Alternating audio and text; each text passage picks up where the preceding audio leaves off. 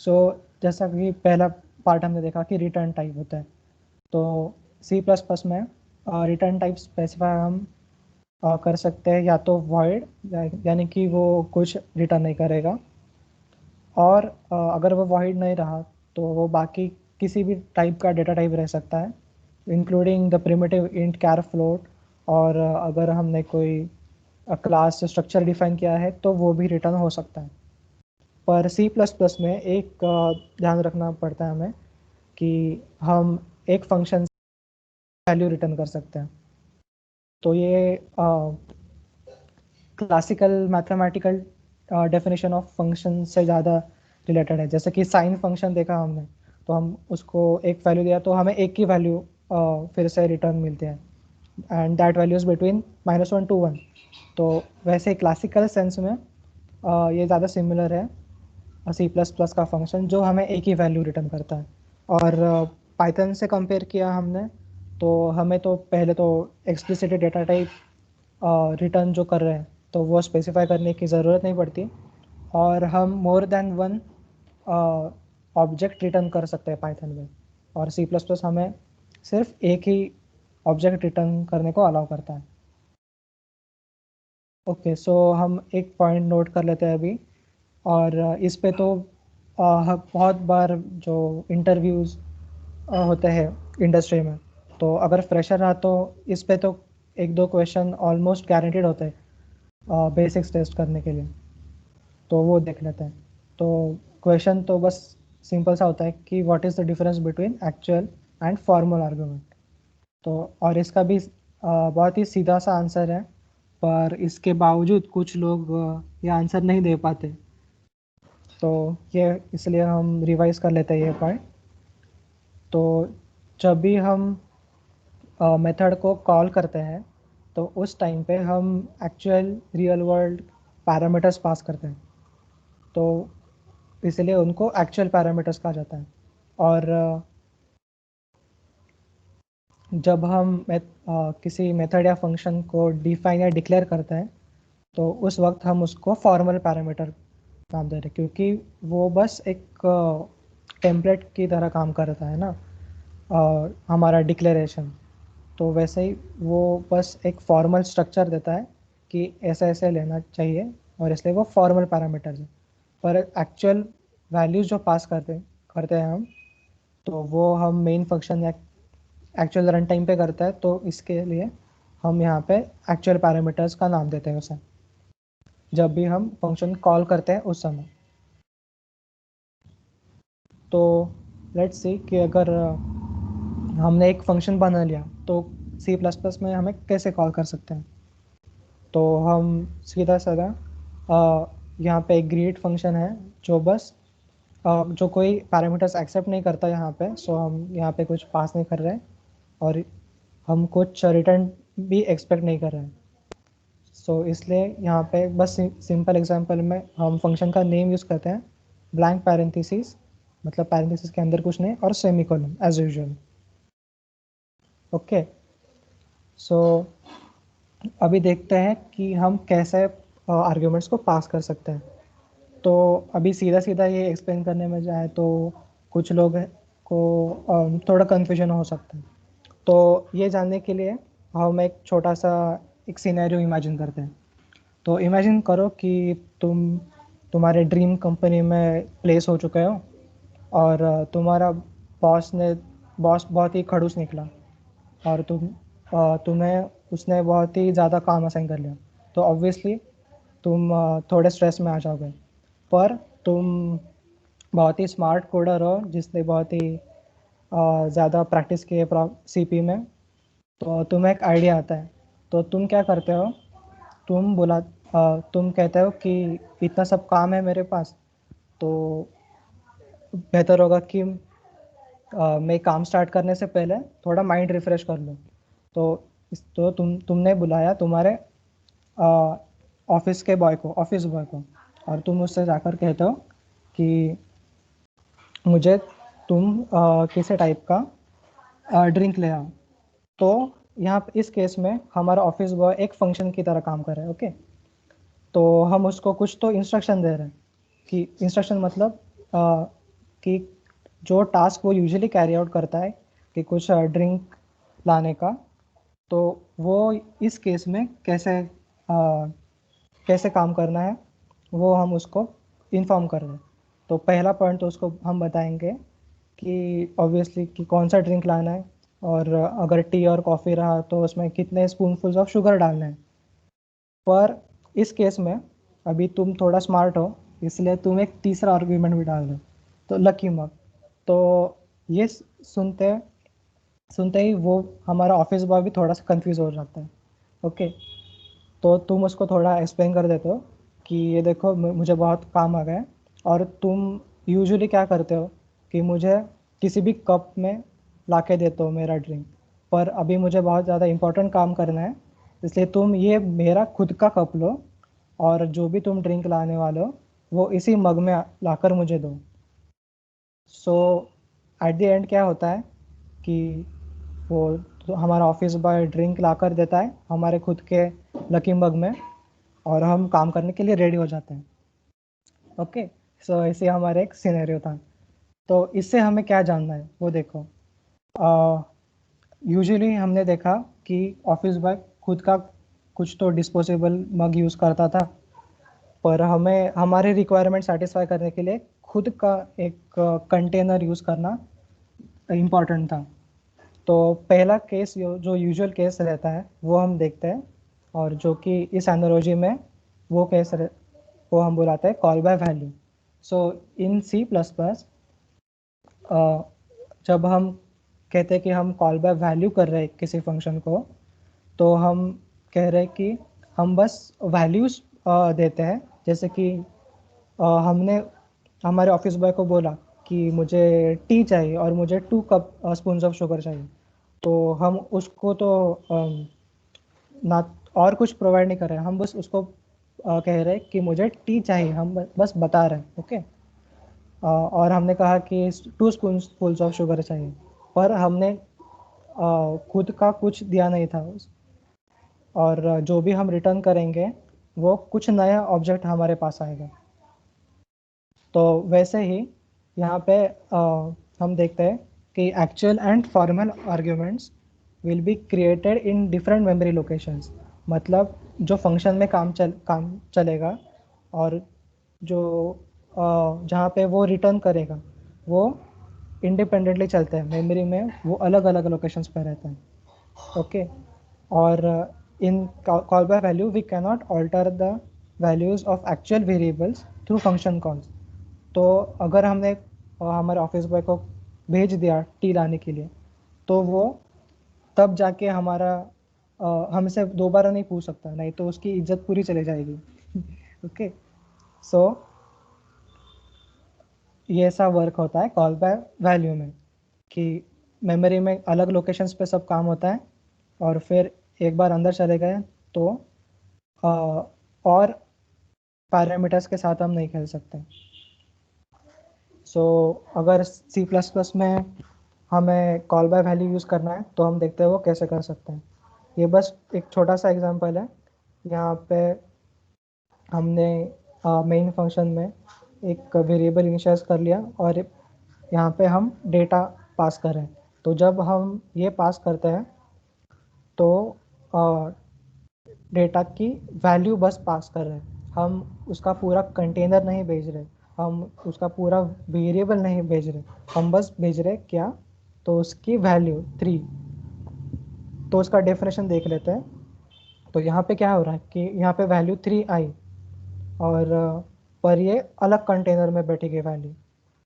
और फिर यहाँ पे हमने अगर फिर भी 5 वैल्यू असाइन कर दी, तो यहाँ पे उसका कुछ चेंज रिफ्लेक्ट नहीं होगा, क्योंकि ये कंटेनर और ये कंटेनर पूरा अलग है। सो यहाँ पे ये लाइन जब एग्जीक्यूट होगी तब हमें वैल्यू 3 ही डिस्प्ले करेंगे। ओके, सो गोइंग अहेड, तो हम देखते हैं कि कॉल बाय रेफरेंस कैसे होता है। While calling a function, instead of passing the values of variables, we pass the address of variables, that is the location of variables, to the function known as call. This is known as call by references. तो हमने जैसे देखा कि हम हमारे office boy को हमारा खुद का मग दे रहे थे, तो अगर हमारे खुद के मग में चाहिए तो हमें उस वो देना पड़ता है। तो हम यहाँ पे सी प्लस प्लस में ऐसा करते हैं कि हम हमारे मेमोरी लोकेशन का एड्रेस भेजते हैं और वो हमारा फंक्शन कैच कर लेता है। तो यहाँ पे हम वैल्यू नहीं भेज रहे, हम पूरा का पूरा एड्रेस भेज रहे हैं। और इससे हमें क्या फ़ायदा मिलता है, तो फंक्शन के अंदर हम जो भी चेंजेस करेंगे हमारे वेरिएबल पे, वो रियल टाइम में किसी भी और जगह पे रिफ्लेक्ट होंगी। और फिर जो एड्रेस भेज रहे हैं, तो वो पकड़ने के लिए हमें पॉइंटर ही लगेगा, क्योंकि कोई भी और data type pointer addresses hold नहीं कर सकता, हमें वो पॉइंटर ही लगता है। तो और एक एग्जांपल देख लेते हैं। इस बार हम कॉल बाय रेफरेंस देखेंगे। तो यहाँ पे हम हमारा मेन फंक्शन है। सो एग्जीक्यूशन स्टार्ट हुआ और फिर हम दो वेरिएबल्स x और y हमने अभी स्वैप का फंक्शन कॉल किया। और अभी देखो कि हम यहाँ पे वैल्यूज़ नहीं पास करें, पर हम एड्रेस ऑफ ये एम्परसेंड ऑपरेटर यूज़ करके हम x और y के एड्रेसेस भेज रहे हैं। और अगर एड्रेसेस भेज रहे हैं तो ऑब्वियसली हमें पॉइंटर से पकड़ना होगा।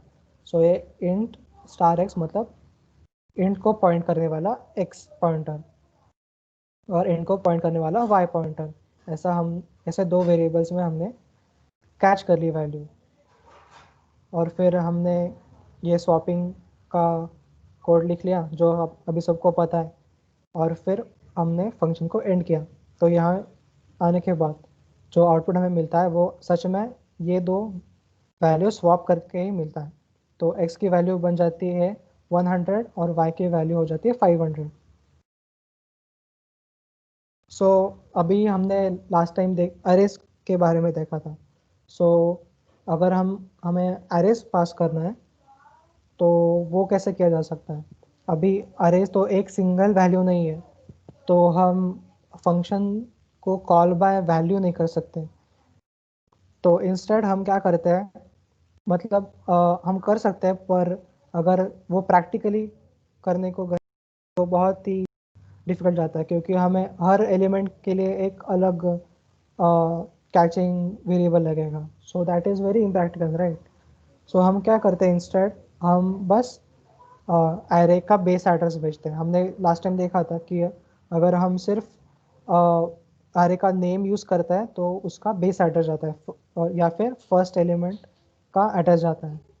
तो यहाँ पे एक सिंपल सा फंक्शन है। यहाँ पे हमने सिर्फ मार्क्स कहा। सो इसका बेस एरे का बेस एड्रेस गया, हमने यहाँ पे पॉइंटर से पकड़ा। ये जब हम ऐसे लिखते हैं स्क्वायर ब्रैकेट्स के साथ, तो this is equivalent to what we saw earlier. ये भी पॉइंटर की तरह ही काम करता है। और हम यहाँ पे उसका एवरेज फाइंड आउट कर लेते हैं और बस एंड में एवरेज रिटर्न कर देते हैं, जो हमने फिर से यहाँ पे ले लिया एवीजी वेरिएबल में और हमने प्रिंट कर लिया। तो हमें यहाँ पे नोट क्या करना है, हमने यहाँ पे बस बेस एड्रेस मिला और हमने बेस एड्रेस के साथ काम किया यहाँ पे, जो जो हम इंडेक्सिंग का यूज़ करके इजीली कर सकते हैं। और फिर हमने पूरे के पूरे वैल्यूज़ नहीं पास किए थे, ये हमें नोट करना है अभी। तो बस एक बार क्विकली देख लेते हैं कि डिफरेंसेस क्या है। सो यहाँ पे कॉपी बनती है, यहाँ पे रेफरेंस पास होता है। और यहाँ पे changes in formal parameters will not result in changes in actual parameters. और यहाँ पे वो चेंजेस दिखता है क्योंकि हमने एड्रेसेस भेजे थे। जो भी हम चेंजेस कर रहे हैं वो उसी मेमोरी लोकेशन पे हो रहे हैं। और वही पॉइंट यहाँ पे फिर से एक्सप्लेन किया गया कि वहाँ यहाँ पे सेपरेट मेमोरी लोकेशन यूज़ होते हैं, यहाँ पे एक ही मेमोरी लोकेशन पे हर कोई काम चलता है। ओके, सो हमने क्विकली फंक्शंस रिकैप कर लिया है, तो हम आगे बढ़ते हैं। तो हमने लास्ट टाइम हमारा पहला डेटा स्ट्रक्चर अरे डिस्कस कर लिया था। तो बस एक शॉर्ट में रिवाइज कर लेते हैं कि सी प्लस प्लस में अरे सिमिलर डेटा टाइप के मल्टीपल वैल्यू स्टोर कर लेते हैं, अ, और वो साइज इम्यूटेबल होता है, और मेमोरी में उसका रिप्रेजेंटेशन कुछ ऐसा होता है। हमने ये लास्ट टाइम भी देखा था। सो जो लोग लास्ट टाइम अनफॉर्चुनेटली प्रेजेंट नहीं थे, वो इस स्लाइड को 5 सेकंड देख सकते हैं।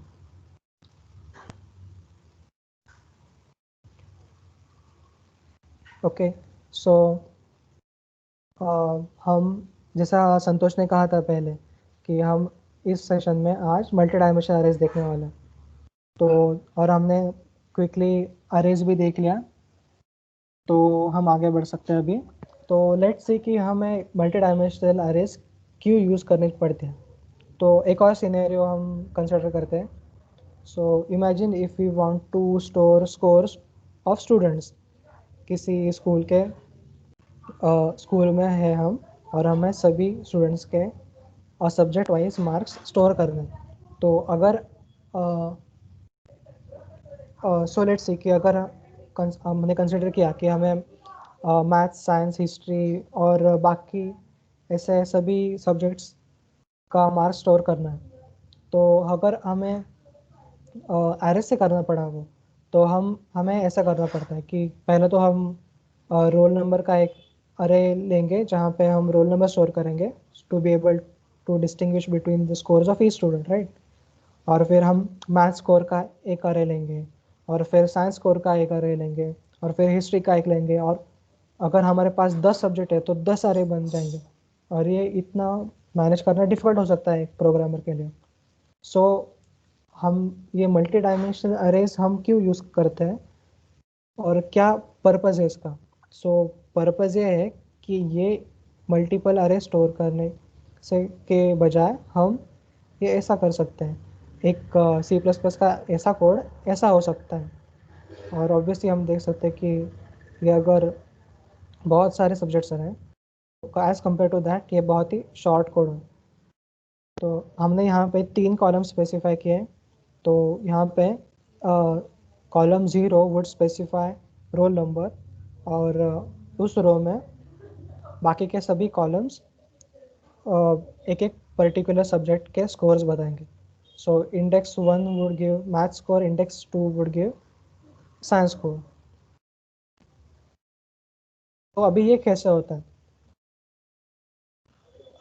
सो हमें अगर सी प्लस प्लस में मल्टी डायमेंशनल अरेज यूज़ करना है, और स्पेसिफिकली इस एग्जांपल में 2 डायमेंशनल अरेज यूज़ करना है, तो हम पहले तो डेटा टाइप स्पेसिफाई करते हैं एज यूजुअल, फिर हमारे अरे का नाम, और फिर स्क्वायर ब्रैकेट्स में हमारे डायमेंशन के sizes.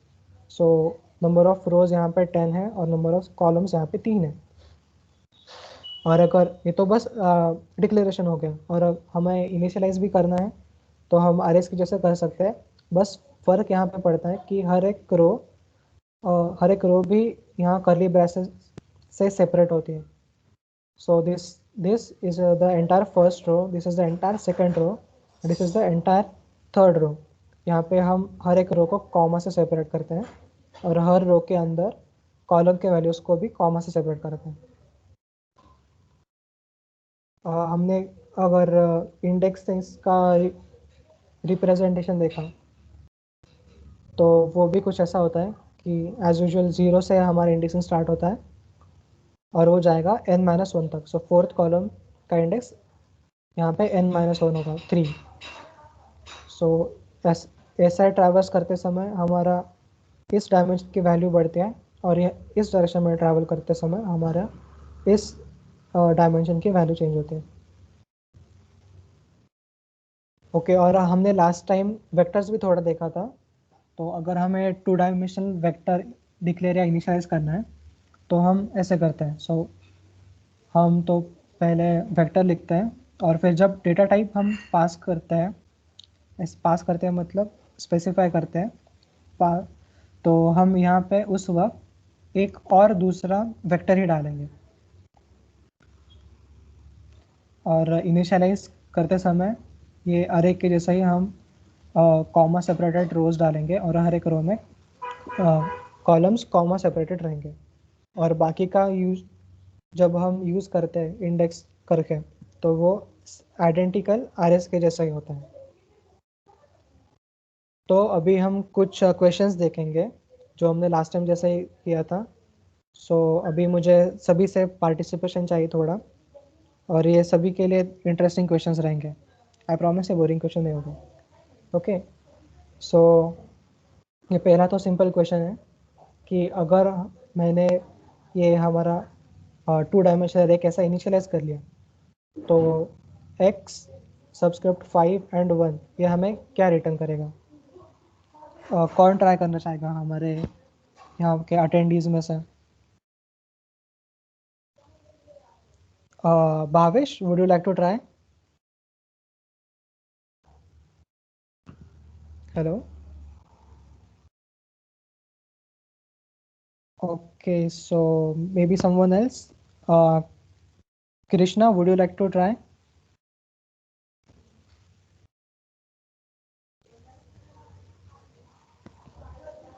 Shrikant, come on, this is a simple question. Nothing is written. Nothing is written. Okay.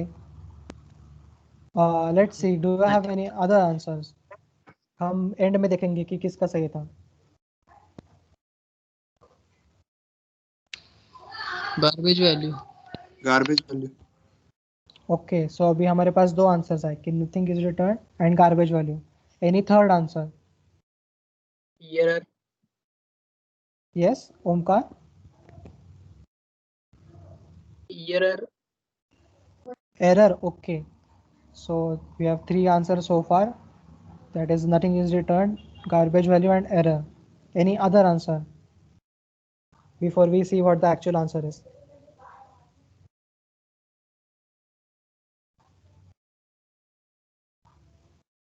Okay, so let's see. So the actual answer is 0. हमने ये प्रीवियस सेशन में भी देखा था, जब भी हम अरे को पार्शियली इनिशियलाइज करते हैं तो बाकी के सभी वैल्यूज़ 0 से सेट हो जाते हैं। सो यहाँ पे थोड़ा एक चेंज था कि इस बार हमने 10 रोज लिए थे और हमने यहाँ पे सिर्फ 3 रोज सेट कर लिए थे। This is the first row, this is the second row and this is the third row. तो इस केस में बाकी के सभी 7 रिमेनिंग रोज में वैल्यूज 0 0 0 0 0 ऐसे भर दी जाएगी। ओके, सो ये हमें याद रखना है, अगर पार्शियली इनिशियलाइज किया तो हमेशा वैल्यू 0 ही जाती है, और अगर हमने कुछ भी इनिशियलाइज नहीं किया, सिर्फ डिक्लेयर करके रख दिया, तो उस केस में गार्बेज वैल्यूज आते हैं। सो जिन लोगों ने गार्बेज वैल्यू कहा तो वो ध्यान में, और इसमें कोई कंपाइल टाइम या रन टाइम भी एरर नहीं आता है। ओके, सो नेक्स्ट क्वेश्चन है, हमें ढूंढना है कि इस सी कोड का आउटपुट क्या होगा। अभी इस स्पेसिफिक एग्जाम्पल के लिए सी और सी प्लस प्लस में कुछ डिफरेंस नहीं है, इसलिए यहाँ पे सी ही रखा है for convenience. So I want you all to go through this code and tell me what would be the answer. और इस कन्वीनियंस के लिए हमने यहाँ पे ऑप्शंस भी डाले, सो आपके लिए थोड़ा सा इजी है।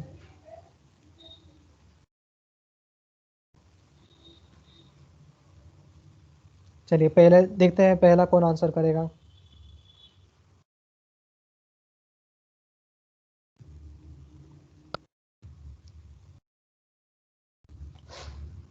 अभिषेक, do you have an answer?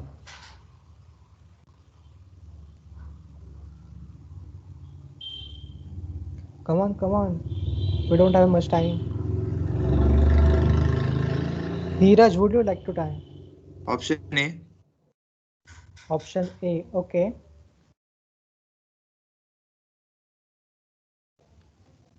किसी को लगता है कि यहाँ पे आंसर बी है? अगर किसी को लगता है कि आंसर बी है तो रेज योर हैंड।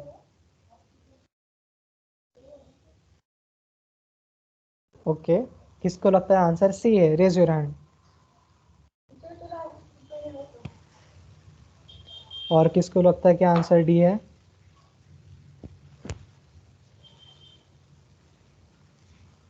और किसको लगता है आंसर ए?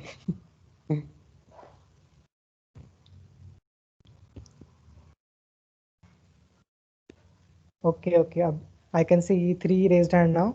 सो बाकी के लोग क्या सोचते हैं? ऑप्शन ई भी कंसिडर करना चाहिए था क्या? ओके, सो देखते हैं आंसर क्या था। तो एज माय फ्रेंड सेड, यहाँ पे आंसर ऑप्शन ए ही है। जैसा हमने पहले देखा कि यहाँ पे पार्शियली इनिशियलाइज किया था, सिर्फ एक ही एलिमेंट यहाँ पे स्टोर किया था, तो बाकी के वैल्यूज जीरो से इनिशियलाइज हो जाते हैं। So let's move on to the next question. ये भी क्वेश्चन का प्रॉम्प्ट भी सिमिलर है, बस कोड चेंज हुआ है। आपको देखना है कि आउटपुट क्या आएगा।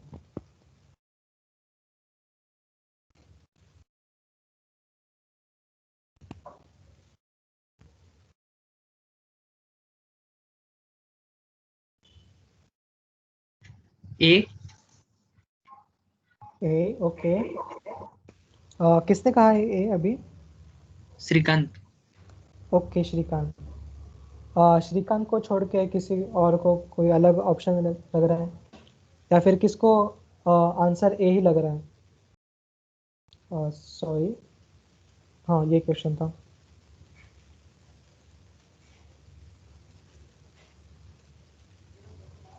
कम on. Rutuja, would you like to try? A.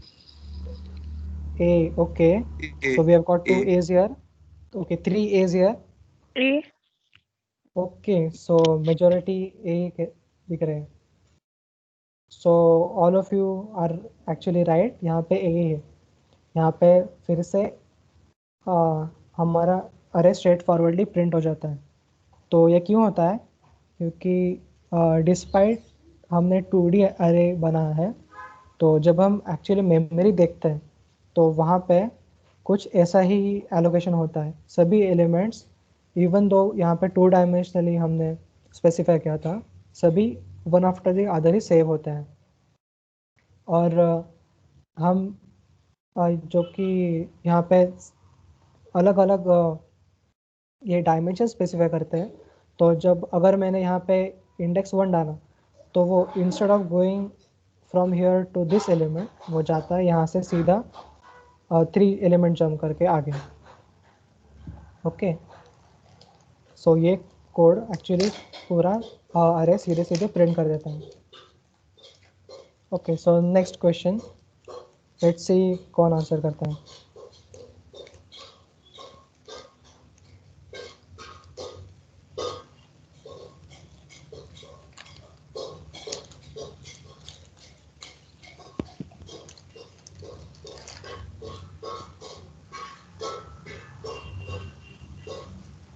A,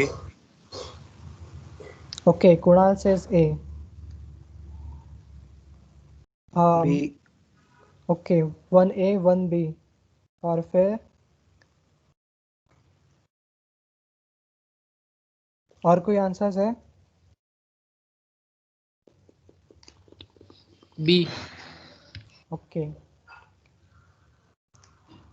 okay, let's say answer क्या है। सो हमारे पास ए ऑप्शन आया था और बी ऑप्शन आया था।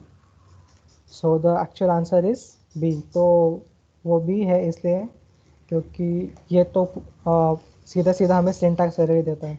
हमें ऐसा अलाउड नहीं है। अगर हमें यहाँ पे वैल्यू स्पेसिफाई नहीं करनी, तो हमें कंपल्सरीली ज़ीरो ही स्पेसिफाई करना होता है। सो ये कंपाइल टाइम एरर है और स्पेसिफिकली ये एक सिंटैक्स एरर है।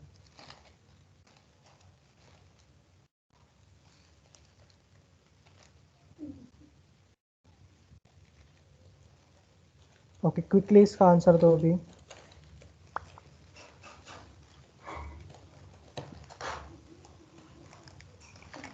ए। Okay A. okay, we have two guys saying that this code is completely okay.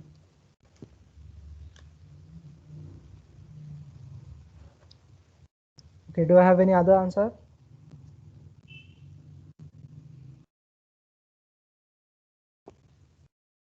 Vipul, would you like to try? I guess it's A. Okay, so let's see the answer. So the answer this time around is also compile time error, because this is because हमने यहाँ पे function declare करते समय number of column specify नहीं किया। तो होता ऐसा है कि जब हम यहाँ पे इटरेट करते हैं तो यह इस पॉइंट ऑफ टाइम पे जब ये 0 से 1 हो जाता है तो मेमोरी में हमें पता नहीं कि हमें कितने एलिमेंट्स आगे जंप करना है to reach the first element of the next row. So अगर हमने ऐसा फंक्शन डिफाइन किया जहाँ पे हमें पहले से पता नहीं कि कितने कॉलम्स है तो नेक्स्ट रो पे जंप करना इम्पॉसिबल होता है। और इस कन्फ्यूजन को अवॉइड करने के लिए सी प्लस प्लस इसको पूरी तरह से डिसेबल करता है ऐसे फंक्शनिंग और हमें कंपाइल टाइम एरर मिलती है। Okay, so similar question coming up है, लेट्स सी। बस एक छोटा सा चेंज है अभी, पर देखते हैं कि कौन आंसर कर सकता है।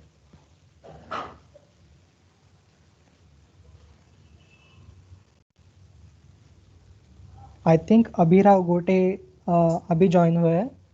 सो अभिराव, यहाँ पे हमने एक 2D अरे का कोड देख रहे हैं हम, और हमें देखना है कि इसका आउटपुट क्या होगा। So would you like to take a look and make a guess कि यहाँ पे से कौन सा ऑप्शन सही होगा।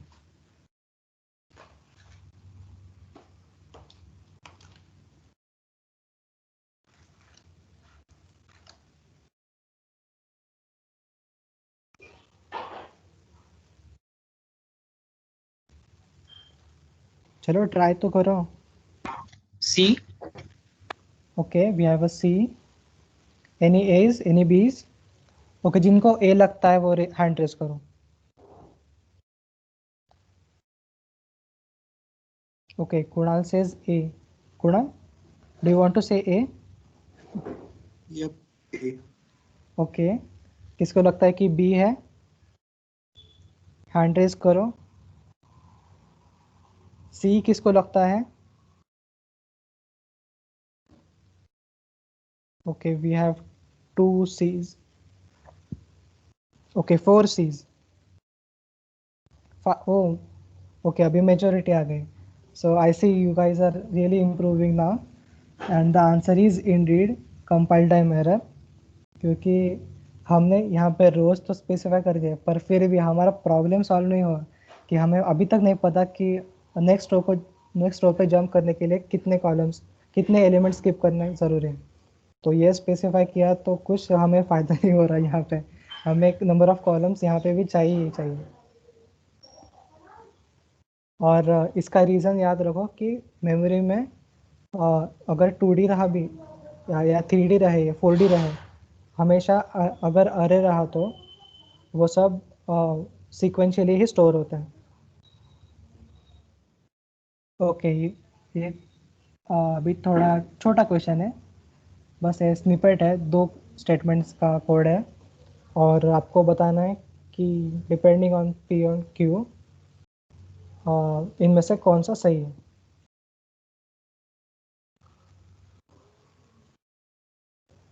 अभी जो लोग पिछला सेशन अटेंड करके यहाँ पे आए हैं, I am expecting the correct answer from them. Okay guys, try to answer quickly, we still have a lot to explore further ahead and we don't want to be late. Okay, A. okay, 1A. Any other options? Okay, अभी time save करने के लिए हम सीधा सीधा answer देख लेते हैं। इसका आंसर है बी, क्योंकि ये जो 2 स्टेटमेंट्स थे तो ये दोनों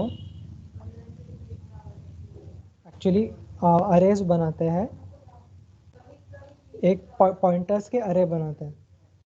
और अगर हमने ये एस्टरिस्क अंदर डाला होता तो सिचुएशन कुछ और होती। सो ट्राई टू आंसर कि अगर एस्टरिस्क हमने अंदर डाला तो आंसर इसमें से क्या आएगा।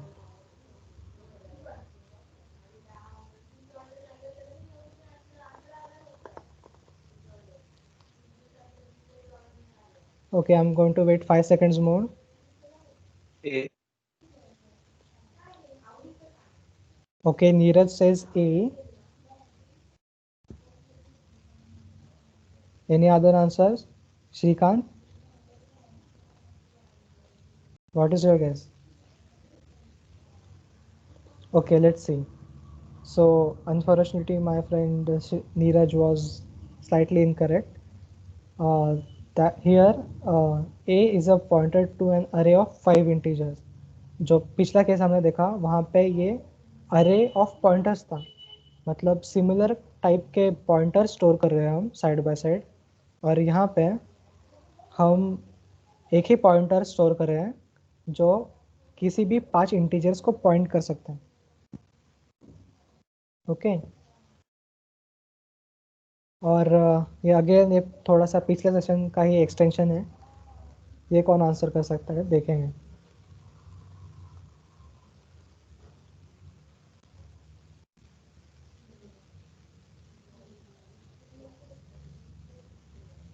Okay, 5 seconds more.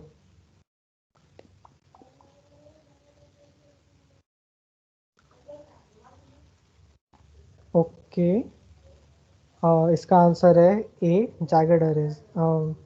I really expected कि कुछ लोग तो आंसर करेंगे ये. यहाँ पे स्टैटिकली जब हम एलोकेट करते हैं तो जैगड अरेज मतलब वो मल्टी डायमेंशनल अरेज जिनका नंबर ऑफ कॉलम्स एंड और रोज हर रो में कंसिस्टेंट नहीं है. मतलब अगर पहले रो को 2 कॉलम्स है और सेकंड रो को 5 कॉलम्स है और थर्ड रो को एक ही कॉलम है, तो वो ऐसा टाइप का अरे C++ में अलाउड नहीं है. और जो लोग नए हैं अभी अभी अटेंड किया तो उनके लिए कि इस टाइप के अरेज हम स्टैटिकली एलोकेट कर सकते हैं in other languages like C# and Java, पर C++ में ये अलाउड नहीं है. ओके सो हमने ये जो प्रॉब्लम्स अभी देखे तो इस सब से हमारा एक स्ट्रॉन्ग अंडरस्टैंडिंग हो गया है.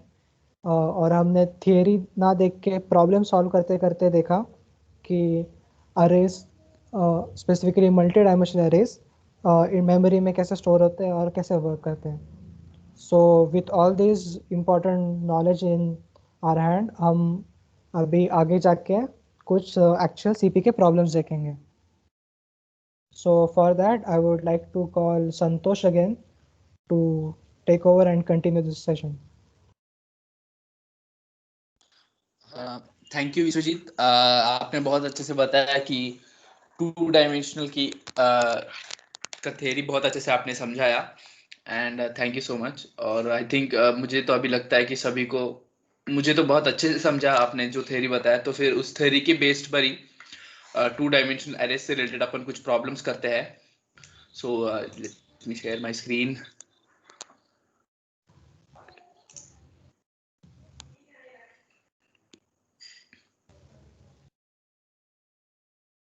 Is my screen visible? Hello. No, Santosh, it is not yet visible. Okay, just.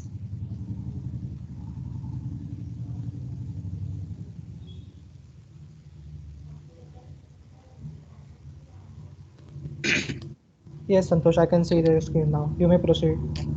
Okay. So हम बढ़ते हैं हमारे प्रॉब्लम की तरफ.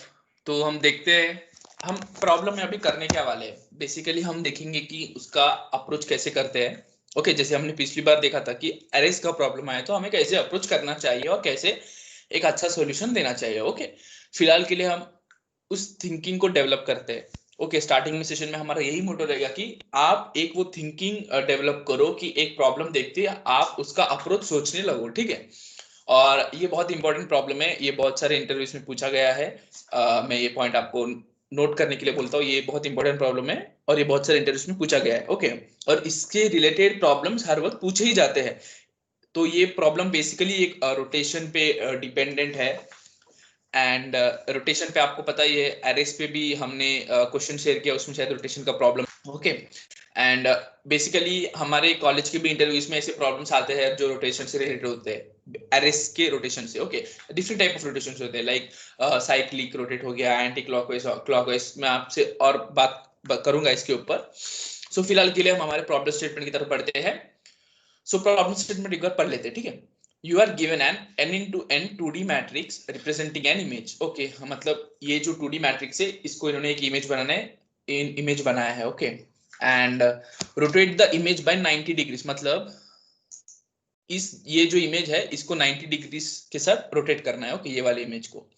सो you have to rotate the image in place. ये पॉइंट नोट कर लिया जाए, मतलब इन प्लेस हमको इसको रोटेट करना है। क्यों ये पॉइंट नोट करने के लिए बोल रहा हूँ, ये मैं तुमको बताता हूँ। Okay, which means you have to modify the input 2D matrix directly, do not allocate another 2D matrix and do the rotation. Okay, means हमको इसी मैट्रिक्स में रोटेशन करना है, कोई 2D मैट्रिक्स लेना नहीं है सेम साइज का, बस इस मैट्रिक्स में रोटेशन करके हमको उसको 90 डिग्रीज क्लॉकवाइज रोटेट करके दिखाना है। ओके, सो ये हमारा इमेज है, इसको हमको रोटेट करना है। ये देखो, मतलब हमको आउटपुट ऐसे चाहिए।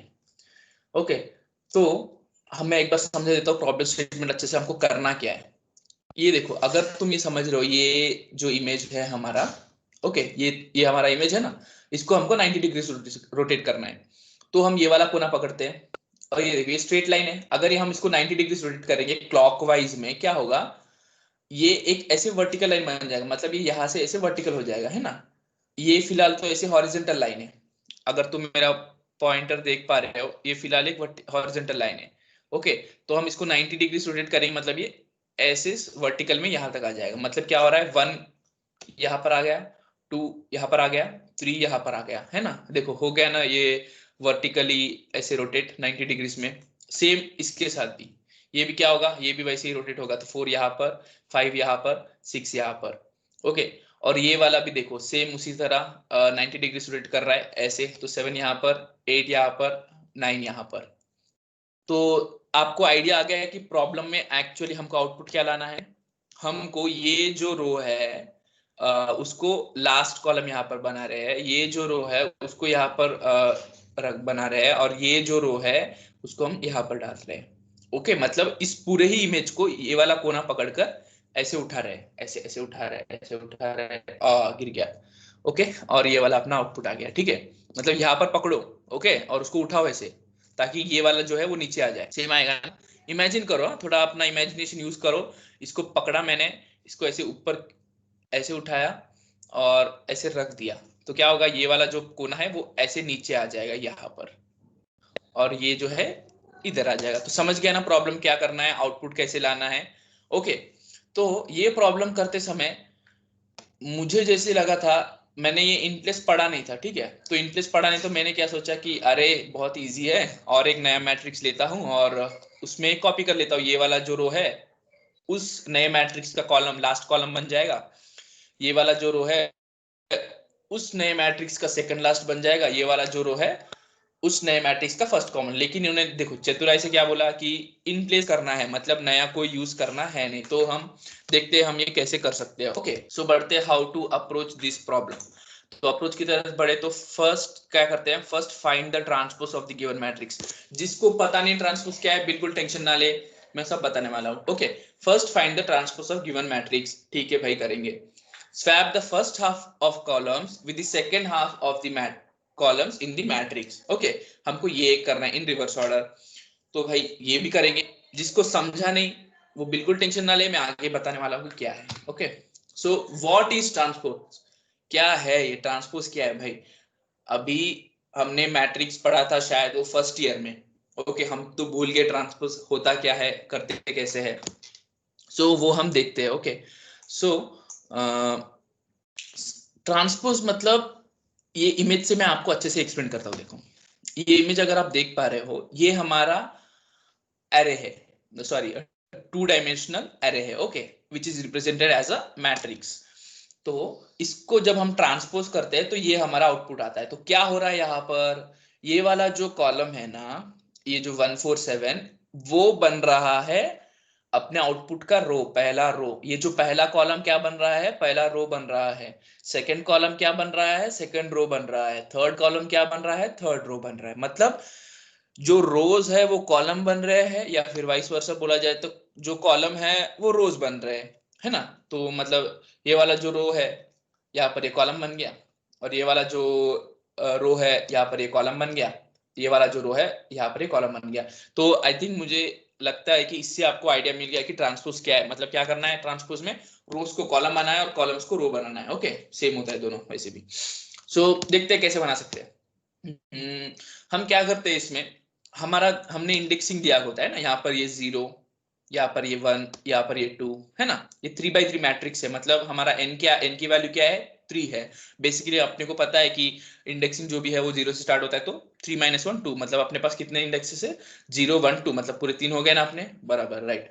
तो ये 0 ये 1 ये 2, ये 0 ये 1 ये 2, तो 1 का इंडेक्सिंग क्या हो गया, 0 0, है ना। तो ये 0 0 क्या है, इसमें i की वैल्यू भी 0 है और j की वैल्यू भी 0 है। ये i j क्या है, i आप रो समझो और j आप कॉलम समझो, ठीक है। i आप रो समझो और j आप कॉलम समझो। तो 0 0 में ये 0 0 में वैल्यू क्या है, 1 है ना। तो अभी इसमें क्या करते हैं हम, क्या मैंने क्या बोला था, रोज को कॉलम करना है, कॉलम्स को रो करना है ना। तो फिर इसमें रो भी 0 है और कॉलम भी 0 है ना, 0 0। तो फिर हम क्या करेंगे, चेंज भी करेंगे तो वो वैल्यू उधर ही रहेगा। तो फिर जैसे देखा गया था तो ये वैल्यू उधर ही था, है ना। और अब ये 2 की बात करते हैं। 2 में i की वैल्यू क्या है, i की वैल्यू 2 में 0 ही है, क्योंकि रो तो वो 0 में ही है ना, 0th रो है ये। एंड j की वैल्यू क्या है, ये कॉलम 1 है, तो फिर इसमें j की वैल्यू 1 है। तो देखो 2 में 2 का जो इंडेक्स है वो है 0 1। हमने बोला था रो को कॉलम करना है, कॉलम को रो करना है, मतलब 0 को 1 करना है और 1 को 0, मतलब हमको ये 2 को 1 0 इंडेक्स में भेजना है। और 1 0 मतलब क्या, रो 1 रहेगा और 0 कॉलम रहेगा, ये है, ये वाला जो होता है ना, ये कॉलम 0 है और ये रो 1 है, तो यहाँ पर आ गया देखो 2, और बस इसी का एलिमेंट यहाँ पर भेज रहा है। तो आई थिंक मुझे आप लोगों को समझ में आ गया कि ट्रांसपोज कैसे निकाला जाता है। ओके, सो नेक्स्ट हम बढ़ते हैं हमारे, देख लेते हैं इसका कोड कैसा है। ये देखो हमने 2 लूप यूज किया। पहला लूप जो है वो रोज के लिए जाएगा, पहले रोज, ये पूरा एक रो के लिए जाएगा, और ये जो दूसरा लूप है ये कॉलम्स के लिए जाएगा। ओके, तो पहले रो में हम क्या करते हैं, पहले रो की सभी वैल्यूज जो भी है वो इंटरचेंज कर देते हैं, ओके, कॉलम के साथ। तो यहाँ पर हमने देखा हम क्या कर रहे हैं, पहले रो का पहला एलिमेंट टेम्प में स्टोर करेंगे, ओके, उसका इंडेक्स। फिर वो कॉलम की वैल्यूज को चेंज करेंगे, मतलब ये देखो आई जे में जे आई की वैल्यू स्टोर कर रहे हैं, मतलब 1 0 में 0 1 की वैल्यू स्टोर कर रहे हैं, और वापस से हम जो 1 0 में है जो हमने स्टोर किया था यहाँ पर वो स्टोर कर दे रहे हैं। तो आई थिंक तुमको ये समझ में आ गया यहाँ पर हम क्या कर रहे हैं, है ना। तो अभी बढ़ते हैं हमारा नेक्स्ट, जो हमने क्या लिखा था यहाँ पर कि swap the first half of columns. हाँ, इस स्टेटमेंट में पढ़ते हैं इसका मतलब क्या है। ओके, तो इसका मतलब क्या है, swap the columns in reverse order. अरे ये मतलब क्या, मैंने ना जानबूझ के लिखा था थोड़ा ऐसा हार्ड स्टेटमेंट ताकि समझे ना, बताता हूँ। बहुत सिंपल मतलब है इसका, कुछ नहीं करना है। Swap the first column with the last column, swap the second column with the second last column, continue the process until you reach the midpoint, until you reach the midpoint। Okay, क्या करना है, first column को last column के साथ, second column को second last column के साथ करते जाना है, करते जाना है। कब तक करना है, जब तक अपन मिड पॉइंट रीच नहीं करते हैं। ओके, तो वो कैसे करते हैं उसका मैं आपको एक एग्जांपल देता हूँ। यहाँ पर देखो हमारे पास पूरे तीन कॉलम है, ओके, 0 1 2 0 1 2, ओके, एंड 3 रोज है, 0 1 2, ओके। अभी हमको क्या करना है, ये कॉलम को फर्स्ट कॉलम है ना, ये है ना, इसको लास्ट कॉलम के साथ स्वैप करना है। मतलब ये 7 8 9 इधर आ जाएगा और 1 2 3 इधर आ जाएगा। ये देखो 7 8 9 इधर आ गया और 1 2 3 इधर आ गया, है ना। और मिड पॉइंट क्या है इसका, हमारा n क्या था, 3 था ना, 3 का मिड पॉइंट 1.5 होता है, ये अपने को पता है, लेकिन कंप्यूटर जब डिवीजन करता है तो 3 का मिड पॉइंट 1 ही देता है।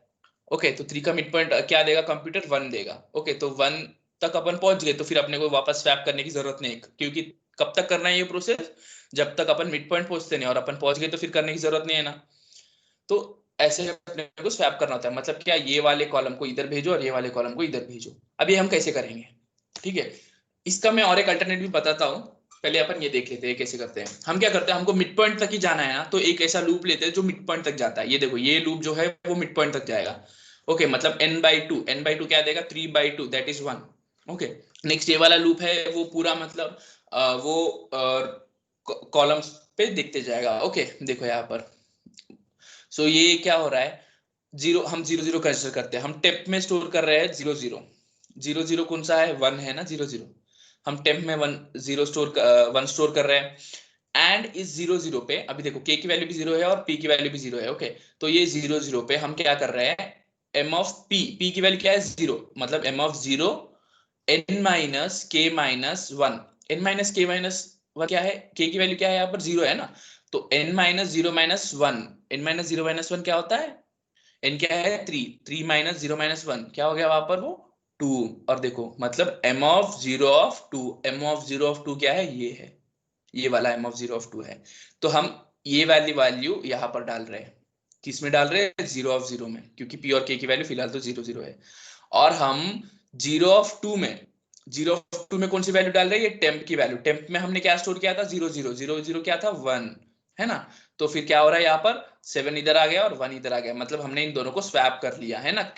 अभी यहाँ पर स्वैप, आपको लगता होगा यहाँ पर स्वैप ही तो करना है, लेकिन मेन इंपॉर्टेंट क्या है, हम कौन सा एलिमेंट किसके साथ स्वैप कर रहे हैं वो इंपॉर्टेंट है।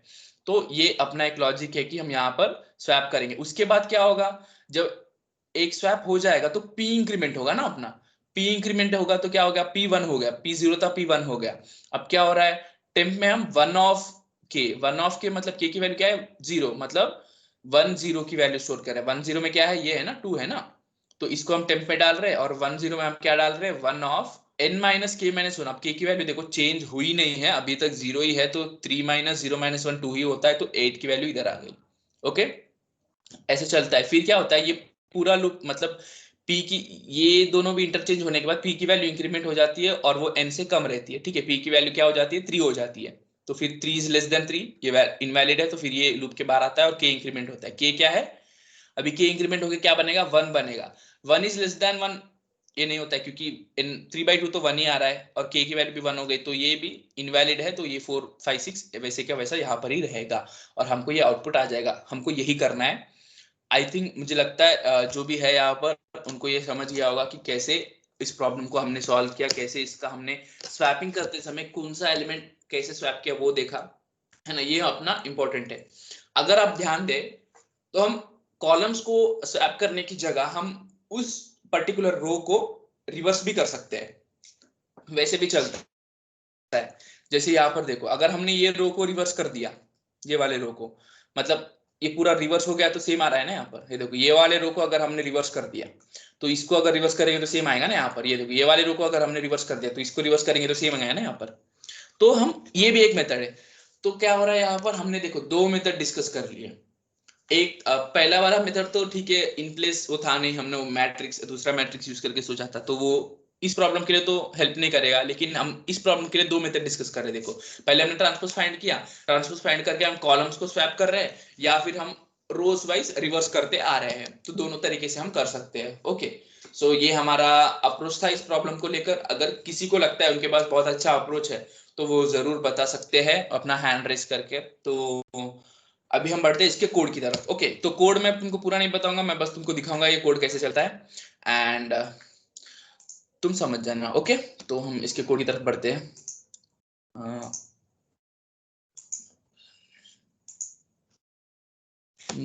कोड की तरफ बढ़ते हैं।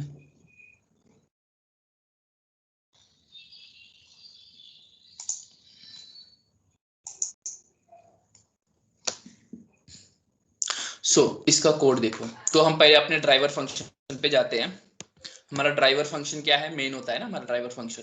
तो हमारा ड्राइवर फंक्शन में हमने लिख दिया कि हाँ ये सब ओके, क्लॉकवाइज रोटेशन कर रहे हैं, हम साइज ले रहे हैं। देखो बेसिकली क्या होता है ना, ये रोटेशन वाला जो 90 डिग्रीज का रोटेशन है वो बेसिकली n/n मैट्रिक्स पे ही वर्क होता है। अगर तुम n/m या फिर कोई डिफरेंट साइज का करोगे तो तुम थोड़ा प्रॉब्लम्स फेस कर सकते हो, या फिर तुम एक बार ट्राई करके भी देख सकते हो, ठीक है। तो फिर हम देखते हैं हमारे कोड की तरफ। ये देखो do while loop, do while loop जैसे पिछली बार मेरे दोस्त ने बताया कि डू वाइल लूप कैसे वर्क होता है, मैं वापस आपको एक बार रिकैप कर देता हूँ कि डू वाइल लूप पे जो हम लिखते हैं वो एक बार तो कंपलसरी रन होता है, एक बार रन होने के बाद वो वाइल कंडीशन चेक करता है, अगर ट्रू हुआ वो तो वापस रन होगा। Okay, and next cout enter size of matrix, हमने यहाँ पर साइज ले लिया। इंट फिर हमने एक मैट्रिक्स डिक्लेयर कर दिया। ओके, मैट्रिक्स मतलब वो 2 डायमेंशनल अरे ही है, तो 2 dimensional array and matrix are both relatable. Okay, so हमने फिर हमारा एक्सेप्ट, देखो कॉल किया, कॉल करते समय हम क्या कर रहे हैं, मैट्रिक्स की एड्रेस, फर्स्ट एड्रेस पास कर रहे हैं, फर्स्ट एलिमेंट का बेस एड्रेस जो होता है ना वो पास कर रहे हैं, और साइज को हम as a call by value pass कर रहे हैं, मतलब इसकी वैल्यू हम यहाँ पर पास कर रहे हैं, यहाँ पर एड्रेस पास कर रहे हैं, तो इसलिए जो भी चेंजेस वहां पर होंगे वो हमारे डायरेक्ट कोड में रिफ्लेक्ट होंगे। तो एक्सेप्ट कैसे करते हैं मैट्रिक्स को, ये देखो दो लूप ले लिया, दो लूप, पहला लूप रोज के लिए जाएगा, दूसरा लूप कॉलम के लिए जाएगा, और हम एक्सेप्ट कर रहे हैं सीन यूज कर कर। ओके, नेक्स्ट हम रोटेट करते हैं, रोटेट पे चलते हैं, फिर ये देखो हमारा रोटेट हमने देखो डिक्लेयर कर दिया। देखो जैसे विश्वजीत ने बताया था, रोज इंपॉर्टेंट नहीं है, कॉलम्स बहुत इंपॉर्टेंट है, तो ये देखो हमने कॉलम्स यहाँ पर कर दिया, फिर इंट एन ले लिया, साइज होता है वो एन, फिर हमने जैसे वो पीपीटी में देखा था कि हमको 2 पॉइंट करने हैं, पहले तो ट्रांसपोज करना है, फिर कॉलम स्वैप या फिर रो को रिवर्स, कुछ भी चलता है। ओके, तो फिर हमने यहाँ पर देखो तुमको बताया था आई जे की वैल्यू जे आई में डालो, जे आई की वैल्यू आई जे में डालो, तो वो स्वैपिंग कर लिया यहाँ पर।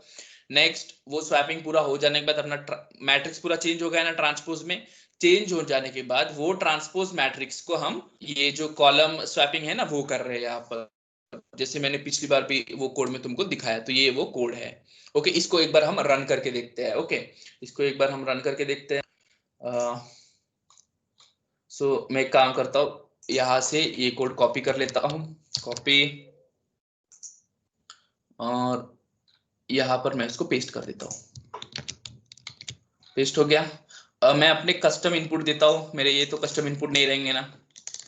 कस्टम इनपुट कैसे पता चलेगा, कोड में क्या लिखा था अपन ने, कोड में चाहिए था हमको, देख लेते हैं कोड क्या एक्सेप्ट कर रहा है। कोड कोड हमारा एक्सेप्ट कर रहा है साइज, कोड हमारा क्या एक्सेप्ट कर रहा है, एक साइज एक्सेप्ट कर रहा है, एंड नेक्स्ट एक्सेप्ट फंक्शन में मैट्रिक्स एक्सेप्ट कर रहा है, जब जैसे आप देख सकते हो यहाँ पर, ठीक है, एक्सेप्ट फंक्शन में मैट्रिक्स एक्सेप्ट कर रहा है, तो फिर मैं वो कर देता हूँ आपके लिए। तो हमारा साइज होगा लाइक 3, ओके, वो वाला एग्जांपल लेते हैं, 3 हमारा साइज होगा, एंड हमारा मैट्रिक्स होगा 1 2 3 4 5 6 7 8 9। ओके, आई थिंक इतना काफी है, तो फिर मैं इसको रन करके देखता हूँ आउटपुट आता है या नहीं। ओके, ये देखो output, please enter your matrix, हमने क्या एंटर किया, हमारा मैट्रिक्स यहाँ पर एंटर कर दिया, ये वाला देखो, डायरेक्ट हमारा आउटपुट आ गया, आया आउटपुट 7 8 9 4 5 6 1 2 3, मतलब ये कोड वर्किंग है, ये जो लॉजिक है ये सही है। ओके, अगर आप ऐसे नहीं चाहे तो रोज को भी रिवर्स करके खुद से ट्राई करो, अभी मैंने आपको कॉलम स्वैप करना बताया, आप रोज रिवर्स करना आप खुद से ट्राई करो। अगर आप वेक्टर यूज करेंगे इसके लिए तो आपके लिए बहुत इजी रहेगा, क्योंकि उसमें इनबिल्ट फंक्शंस है रिवर्स या स्वैप करने के लिए। ओके, सो आई थिंक ये हमारा एक प्रॉब्लम है। अभी हम बढ़ते हैं हमारे दूसरे प्रॉब्लम की तरफ। ओके, हमारा दूसरा प्रॉब्लम क्या है, तो आई थिंक ये तो प्रॉब्लम बहुत इजी था, है ना, बहुत ज्यादा ही इजी था। ओके, तो फिर हम बढ़ते हैं हमारे दूसरे प्रॉब्लम की तरफ। हमारा दूसरा प्रॉब्लम क्या है, ओके, दूसरा प्रॉब्लम स्टेटमेंट हम पढ़ते हैं अभी। आई थिंक तुमको वो पिछला प्रॉब्लम समझा है, अगर कोई डाउट है तो आप मुझे पूछ सकते हो, मैं आपके लिए रुकूंगा थोड़ी देर, अगर कोई डाउट है तो आप पूछ सकते हो, नहीं तो मैं कंटिन्यू करता हूँ। अगर कंटिन्यू करना है तो प्लीज हैंड रेस करें, अगर कोई डाउट पूछना चाहता है तो मैं उसके लिए रुका हूँ। तो कंटिन्यू, एक हैंड रेज हुआ तो वो कंटिन्यू करवाना चाहते हैं। Okay, next. तो मैं समझता हूँ कि आपको पिछला प्रॉब्लम समझा, हमें कैसे रोटेट करना है क्लॉकवाइज इन 90 डिग्री, ये प्रॉब्लम देखते हैं। ये बहुत इंपॉर्टेंट प्रॉब्लम है, हाँ, पिछला वाला भी बहुत इंपॉर्टेंट था, ये तो उससे भी ज्यादा इंपॉर्टेंट है, और थोड़ा सा डिफिकल्टी लेवल हमने यहाँ पर बढ़ा दिया। ये प्रॉब्लम है पास्कल ट्रायंगल। पास्कल ट्रायंगल आपने अपने 10th में या फिर अपने अपने इंटर लाइफ 11th 12th में सुना होगा पास्कल ट्रायंगल क्या होता है, फिर भी मैं आपके लिए एक बार बताता हूँ। फिलहाल देख लेते हैं प्रॉब्लम स्टेटमेंट क्या है। Given a non negative integers generate the first num rows of a Pascal triangle, मतलब हमको कुछ नंबर देंगे, वो उतने रोज का हमको पास्कल ट्रायंगल जनरेट करना है, मतलब 5 दिया तो 5 रोज के pascal triangle. Okay, pascal triangle क्या है वो जिसको पता नहीं उसके लिए मैं पास्कल ट्रायंगल क्या है वो बताता हूँ। In Pascal triangle each number is the sum of two numbers directly above it, जैसे ये वाला देखो 1 है, ओके, ये पहला रो था, तो दूसरे रो में क्या हो रहा है, ये 1 + 1, दूसरे रो में 2 एलिमेंट है ना, ये एक 1 और ये वाला एक 1। एक बात याद रखो, पास्कल ट्रायंगल का हर रो का पहला एलिमेंट और लास्ट एलिमेंट वन ही होता है। ओके, हर रो का पहला एलिमेंट और लास्ट एलिमेंट वन होता है, ये बात आप ध्यान रखो, ठीक है। नेक्स्ट, पहले रो पे पहला एक ही एलिमेंट रहेगा, दूसरे रो पे दो ही एलिमेंट रहेंगे, वो हो गया वन वन, क्योंकि पहला एलिमेंट वन रहेगा, दूसरा एलिमेंट भी वन रहेगा, और दो ही एलिमेंट थे तो वन वन। एंड जब हम तीसरे रो पे बढ़ते हैं तो तीसरे रो पे क्या होगा, पहला एलिमेंट और लास्ट एलिमेंट तो वन वन है ही, लेकिन बीच में वाला एलिमेंट क्या होगा, बीच में वाला एलिमेंट पिछला जो रो था ना, पिछला रो, तो उसके एक इंडेक्स पीछे और एक इंडेक्स आगे। बताता हूँ, ये टू का इंडेक्स क्या है, ये है 0 1 2, तो ये सेकेंड रो पे है ना, मतलब हमारे कोडिंग के टर्म, प्रोग्रामिंग के टर्म में सेकेंड रो पे है। तो ये जो है, ये सेकेंड रो पे कितना इंडेक्स है इसका, 0 1 1, मतलब 2 1 पे ये है ना, तो 2 1 पे ये है, तो ये क्या करेगा, जो 1 0 का एलिमेंट है और 1 1 का एलिमेंट है, उन दोनों को ऐड करके यहाँ पर लिखेगा। तो ये है पास्कल ट्रायंगल। फिलहाल आपको ये समझा नहीं होगा मैंने क्या बोला, वन क्या क्या ऐड करना क्या बोल रहा है, तो मुझे समझ में नहीं आ रहा है, कोई नहीं। फिलहाल ये देख लो, ये ऐसे होता है, देखो 1 + 1 यहाँ पर 2 लिख दिया, और 1 + 2 यहाँ पर 3 लिख दिया, 2 + 1 यहाँ पर 3 लिख दिया, और पहला और लास्ट अपना सेम 1 ही था। और देखते हैं, तो ये आई थिंक मुझे लगता है तुम लोगों को समझ में आ गया पास्कल ट्रायंगल है क्या। तो वहां पर आप देख सकते हो 1 4 6 4 1 कैसे लिखा है। सो नेक्स्ट बढ़ते हैं, व्हाट इज पास्कल ट्रायंगल, ये हमने देख लिया। Okay, the first and last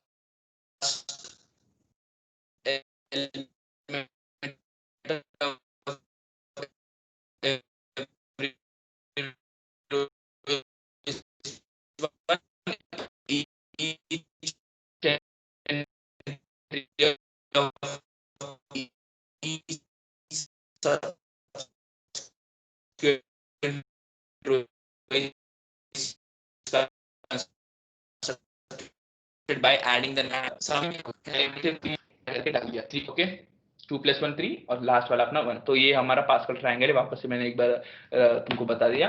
चलो चलते हैं इसके सॉल्यूशन। करना क्या है, हमको प्रिंट करना, हमको जनरेट करना है उतने रो का पास्कल ट्रायंगल, 5 बोले तो 5, 10 बोले तो 10। Okay, approach for pascal triangle with n रोज। फिलहाल उसके पहले जाने के पहले मैं आपको बताता हूँ, पास्कल ट्रायंगल के क्वेश्चन के ऊपर आपको 3 टाइप ऑफ क्वेश्चन पूछ सकते हैं। पास्कल ट्रायंगल का जो क्वेश्चन होता है उसके ऊपर आपको 3 टाइप ऑफ क्वेश्चंस पूछ सकते हैं। ओके, तो ये 3 टाइप ऑफ क्वेश्चंस क्या रहेंगे। पहला क्वेश्चन एक रहेगा, नंबर ऑफ रोज का पास्कल ट्रायंगल जनरेट करो। ओके, दूसरा क्वेश्चन एक रहेगा, पर्टिकुलर रो दिया गया है, पर्टिकुलर कॉलम दिया गया है, उसका वैल्यू क्या है पास्कल ट्रायंगल में। लाइक 5th रो है, 4th कॉलम है, तो 5 4 वो जो इंडेक्स है ना, उसका वैल्यू क्या है पास्कल ट्रायंगल में, वो एक अपन को पूछा जा सकता है कि भाई बताओ हमको क्या है वो। ओके, नेक्स्ट और एक क्वेश्चन हो सकता है कि पर्टिकुलर रो दिया गया है, उसके ऊपर का हमको पूरा वो पास्कल ट्रायंगल की लाइन प्रिंट करना है। ये 3 टाइप ऑफ क्वेश्चन है, और ये 3 तुमको अपने प्लेसमेंट में आ सकता है, मैं सच बता रहा हूँ। या तो आएगा कि भाई 5 इसके पास्कल ट्रायंगल जनरेट करो, या फिर आएगा कि मैं रो और कॉलम दूंगा, वो पर्टिकुलर इंडेक्स का मेरे को वैल्यू दे दो, या फिर आएगा कि 5 ये 5 है, ये 5 रो पे पास्कल ट्रायंगल पे पूरी लाइन प्रिंट करो। ठीक है, तो देखते हैं, हम फिलहाल 2 करते हैं, एक आपके लिए बचा के रखते हैं। तो क्रिएट द पास्कल ट्रायंगल कैसे क्रिएट करते हैं हम पास्कल ट्रायंगल। अब जैसे हमने लॉजिक तो यहाँ पर समझ लिया था, पहला और लास्ट एलिमेंट तो 1 ही होता है ना, पहला और लास्ट एलिमेंट क्या होता है, 1 होता है। तो देखो हमने पहला और लास्ट एलिमेंट हर एक इसमें को 1 कर दिया, डन। इसमें कोई फिर दूसरी बात है नहीं, पहला और लास्ट एलिमेंट को हर वक्त 1 कर दिया। देखो पहला मतलब उसका कॉलम क्या होता है 0, लास्ट मतलब उसका कॉलम क्या होता है जो मैक्स वैल्यू है ना। अगर हम i = 0 से स्टार्ट कर रहे हैं तो उसका वैल्यू क्या होगा, 0 of 0 और 0 of 0 1 ही रहेगा, मतलब 0 में एक ही एलिमेंट तो रहेगा, तो 1 रहेगा। एंड अगर i = 1 है यहाँ पर, तो 1 of 0 क्या रहेगा, 1 रहेगा, और 1 of 1 भी 1 रहेगा, है ना। तो हम ऐसे करते हैं, मतलब 2 एलिमेंट जो होते हैं वो हमारे 1 ही थे, है ना। तो फिर ऐसे किया जाता है। नेक्स्ट, अगर हमारा i 2 था, तो 2 में क्या रहेगा, 2 of 0 क्या रहेगा, 1 रहेगा, और 2 of 2 भी 1 रहेगा, मतलब आखिरी के 2 हमारे जैसे थे, हमने जैसे देखा यहाँ पर देख सकते हो ना यहाँ पर 1 थे। नेक्स्ट बढ़ते हैं हमारे सॉल्यूशन की तरफ। ये हमने एक पॉइंट कर लिया हमारा cover. Okay, and add the element on the same index in the previous row and the element preceding to it. Okay मतलब add the element on the same index, मतलब ये जो 2 है ना, अभी ये कैसे आया, ये ऐसे आया, इसका क्या इंडेक्स है 2 1, 2 1 है ना, इसका इंडेक्स 2 1 है, तो हमको क्या करना है, ये 2 में से एक माइनस कर दो, 1 पे आ गए, 1 का 1 ऐड करके उसके ये वाला एलिमेंट ऐड करना है। ओके, बस इतना करना है हमें। तो आप एक बार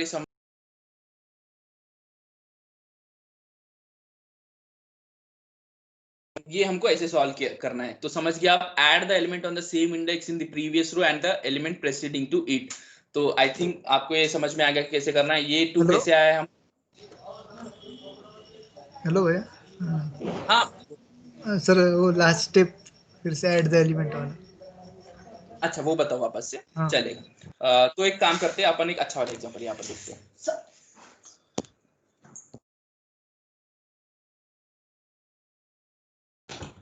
सो ये देखो यहाँ पर जो 2 है ना, अभी इसका इंडेक्स क्या है, इंडेक्स देखने के लिए यहाँ पर चलते हैं।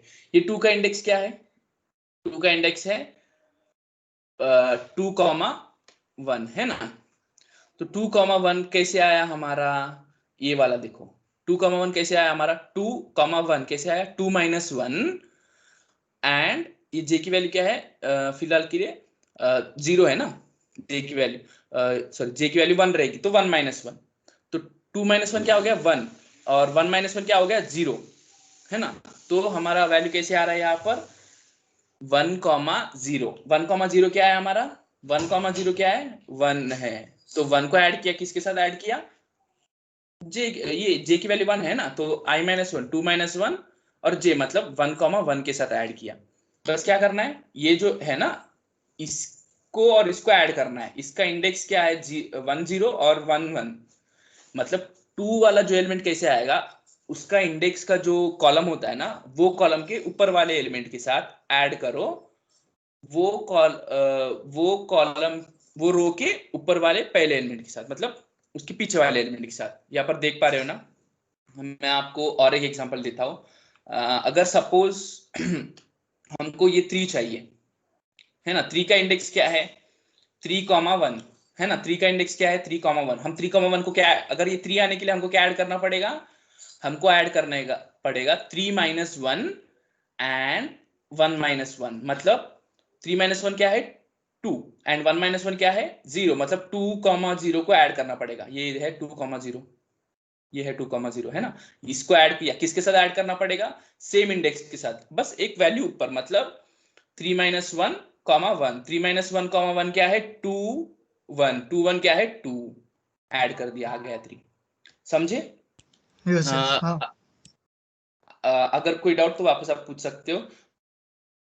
तो आई थिंक अभी आपको समझ गया कि क्या करना है। ये जो इंडेक्स है ना, इसका जो कॉलम है उस ऊपर वाले रो के ऊपर वाले रो में वो वैल्यू और उसके पीछे वाला वैल्यू है ना, ये जो कॉलम है ये कॉलम 1 है, उसके ऊपर वाले रो में 2 है, ये 2 को हम ऐड करेंगे, उसके पीछे वाला वैल्यू 1, तो आ गया 3। ये वाले 3 में देखो, ये वाला इंडेक्स 2 है, उसके ऊपर वाले रो में 2 में क्या है यहाँ पर 1 है, इसके पीछे वाला वैल्यू 2 है, ये वाला ऐड करना है। ओके, ये कैसे आ रहा है अपना, देखो अगर हम यहाँ पर क्या कर रहे हैं, पहले हमको तो ऊपर ही जाना है ना, पीछे वाले रो में जाना है। पीछे वाले रो में जाने के लिए i - 1 i - 1 कर दिया, i - 1 i - 1 कर दिया। हमको एक एलिमेंट रहेगा उसी इंडेक्स पे, तो इसलिए जे वैसे का वैसा है, और एक एलिमेंट रहेगा उसके पीछे, तो j - 1 कर दिया, बस वो दोनों को ऐड कर देना है, तो हमको क्या मिल जाएगा, वो वाली वैल्यू मिल जाएगी i j की।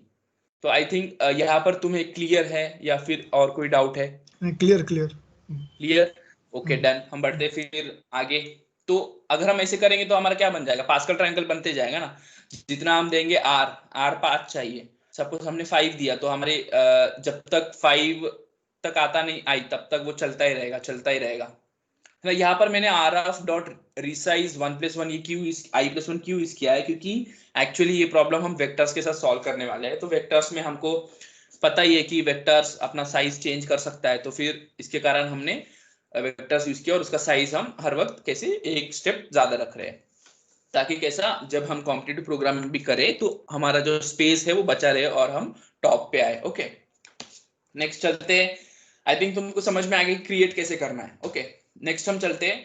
मैंने दूसरा एक प्रॉब्लम बोला था, finding a particular element in the triangle. Finding a particular element in the triangle मतलब मैंने दिया तुमको रो, मैंने दिया तुमको कॉलम, मुझे वो एलिमेंट चाहिए। इसका बेसिक एक पास्कल ट्रायंगल में फॉर्मूला होता है n-1c r-1।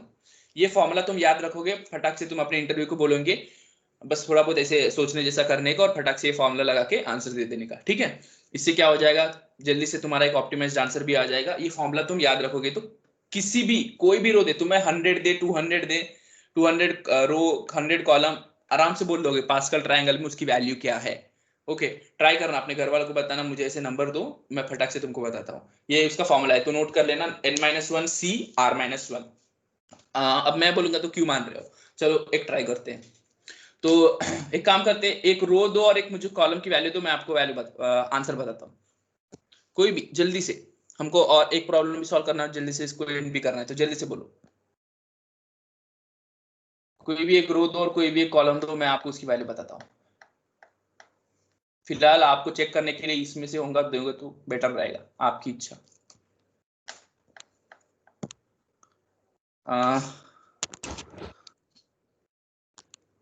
हेलो कोई है, दे 3-2 सकता है? 3-2 3-2 okay done great Krishna thank you. 3-2 की वैल्यू देखते हैं। तो n क्या हो गया 3, r क्या हो गया 2, 3-1 क्या है 2, 2c r क्या था 2-1 मतलब 1, 2c1 की वैल्यू अपने को लाना है। तो 2c1 की वैल्यू कैसे लाएंगे, परमुटेशन कॉम्बिनेशन का फॉर्मूला। 2c1 की वैल्यू क्या होती है 2, 2c1 ये देखो मिल गया, जो थर्ड रो सेकंड कॉलम यही है ना कृष्णा, यही है ना आंसर 2? हाँ यही है तो सही है ना?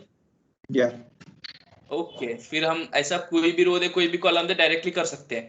ये प्रोग्रामिंग में कैसे करते हैं वो देखते हैं। तो हम कोड की तरफ बढ़ते हैं हमारे। ओके चलो कोड देखते हैं।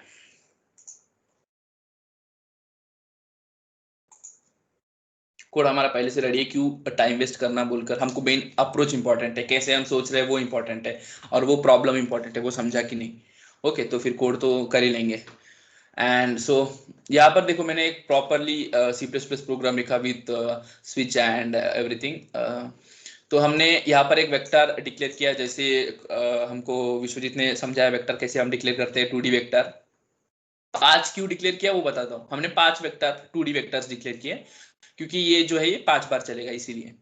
एंड चलो देखते हैं फिर हमने ये वेरिएबल्स ले लिया। ओके फिर हमने यहाँ पर डू और वाइल में लिखा है तो एक बार तो कंपलसरी होगा। ये हमारा मेन्यू है, मेन्यू ड्रिवन प्रोग्राम है। स्विच आई थिंक तुमको समझाया गया नहीं है। स्विच कुछ नहीं करता है, जो तुम इनपुट देंगे ना उस केस में स्विच करेगा। अगर तुम इनपुट दोगे 1 तो डिस्प्ले पे स्विच करेगा, अगर तुम इनपुट दोगे 2 तो इधर स्विच करेगा, 3 मतलब प्रिंट पे स्विच करेगा। तो यहाँ पर स्विच करते रहता है ये।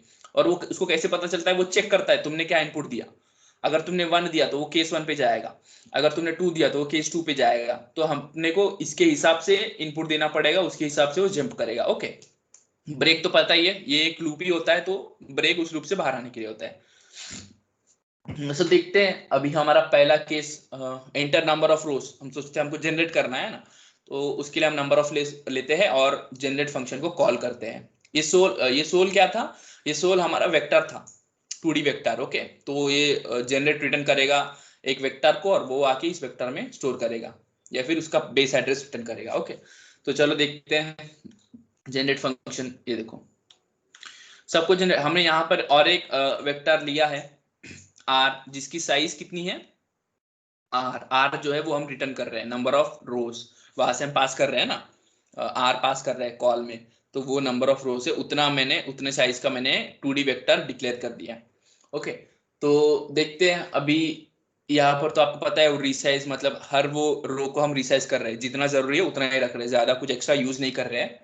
ओके तो नेक्स्ट हम जैसे बोला था first element and last element of row को 1 कर रहे हैं। ओके तो ये मैंने आपको कोड में समझाया था कैसे कर रहे हैं first element and last element को 1।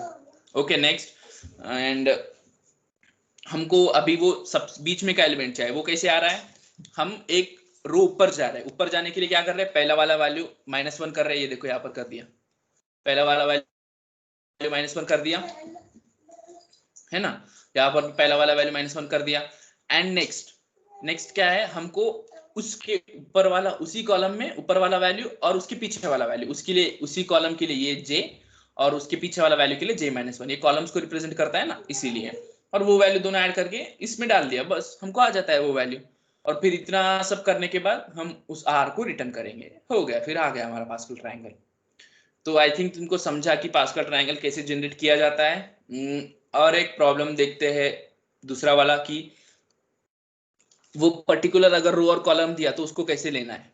ओके, ये देखो यहाँ पर हमने आंसर वो 1 कर दिया, आंसर एक 1 कर दिया।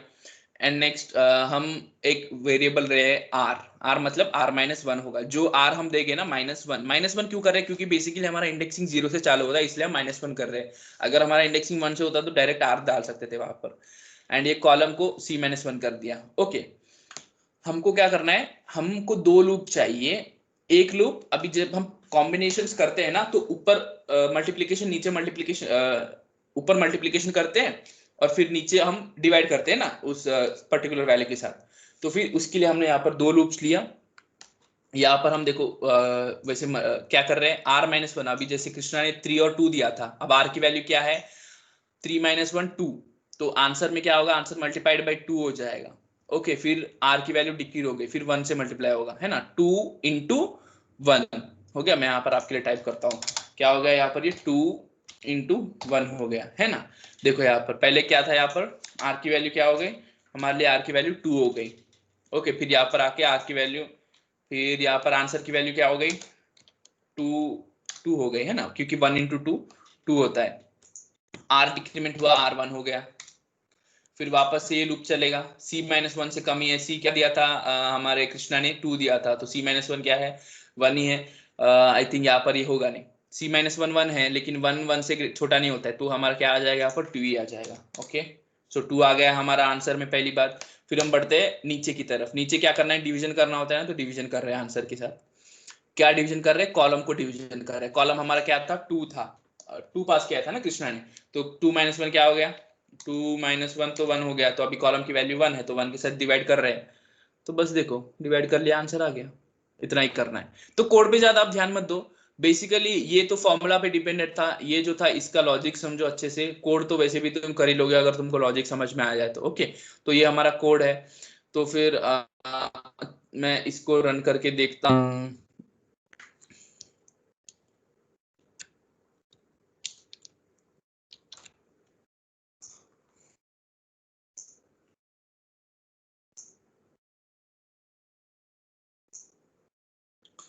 इस पे ही जाते हैं, सेलेक्ट करते हैं, पेस्ट करते हैं। अभी हमको इनपुट ये कैसे देना है, सॉरी,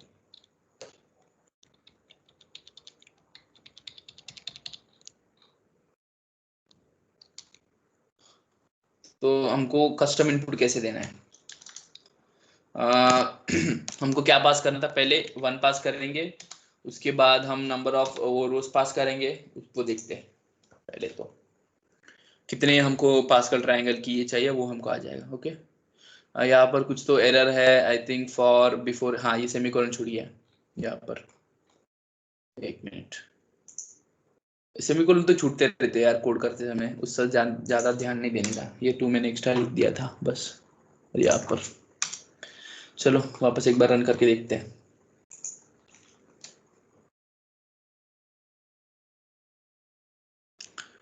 और वापस से कुछ तो एरर आ रहा है आई थिंक, क्या एरर है, हाँ यहाँ पर, सॉरी, ओके डन।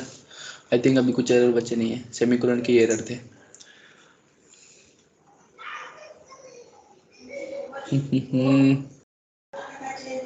ये देखो आ गया आ गया आ गया, हमने क्या एंटर किया था भाई, 5 एंटर किया था ना, तो आ जाएगा देखो 1 2 3 4 और ये 5 आ गया, 5। ओके डन, चलो ये देखो हमारे 5 आ गए हैं ना। चलो फिर आई थिंक ये कोड अच्छे से रन हो रहा है। मैंने और इनपुट दिए नहीं, इसलिए हमारा वो वैल्यू आ नहीं रहा है। और आप चाहे तो अपना खुद का एक कोड बना के आप इनपुट देके टेस्ट कर सकते हैं। ओके, सो ये मेरा पार्ट था, मैंने आपको बता दिया 2 प्रॉब्लम्स इंपॉर्टेंट वाले। ये बहुत सारे इंटरव्यूज में पूछे गए हैं, एंड ये आपको इसका अप्रोच, इसका लॉजिक समझ में आ गया मुझे ऐसा लगता है। अगर कोई डाउट हो आप मुझे पूछ सकते हैं, अगर कोई पार्ट समझा नहीं हो आप मुझे पूछ सकते हैं, मैं आपको फटाक से 5 सेकंड में बता दूंगा।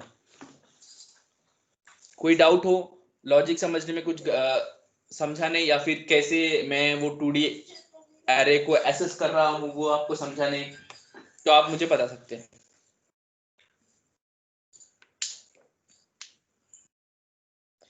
अगर कोई डाउट नहीं तो बस अपना हैंड रेस करिए, कोई डाउट नहीं तो अपना हैंड रेस करिए। अपन अगले पार्ट पे चलते हैं और विल कंटिन्यू। ओके, चलो कोई डाउट नहीं है, चलते हैं फिर।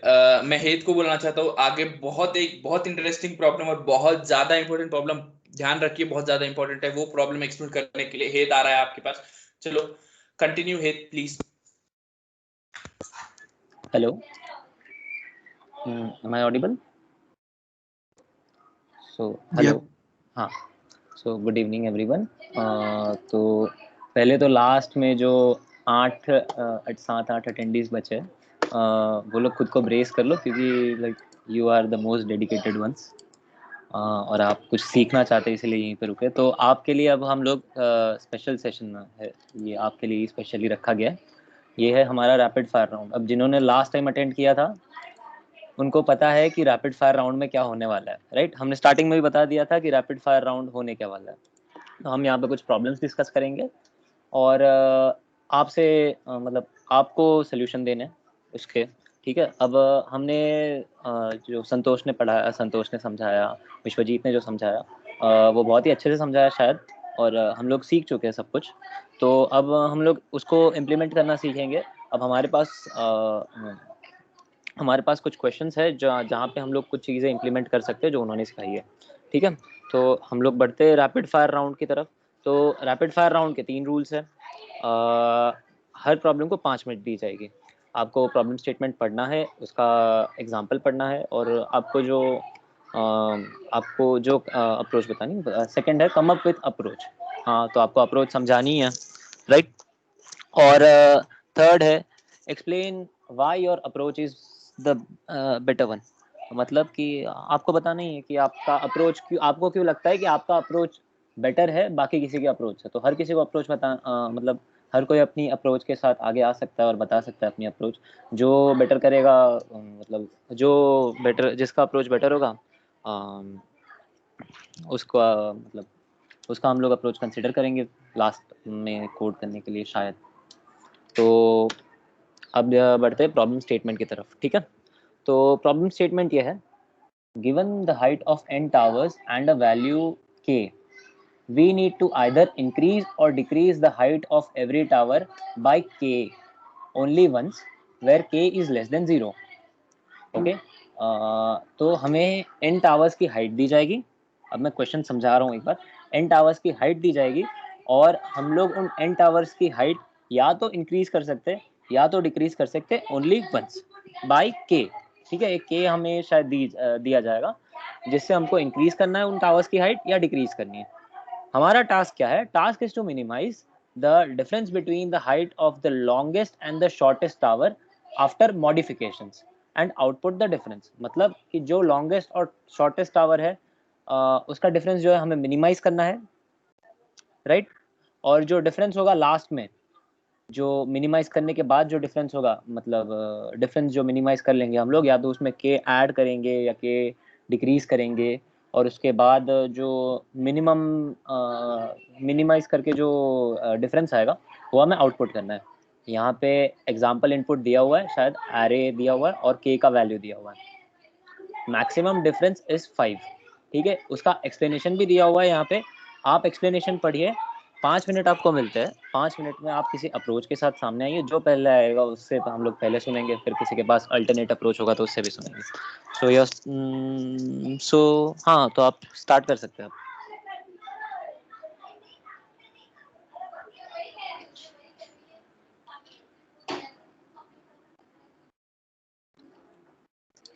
सॉरी।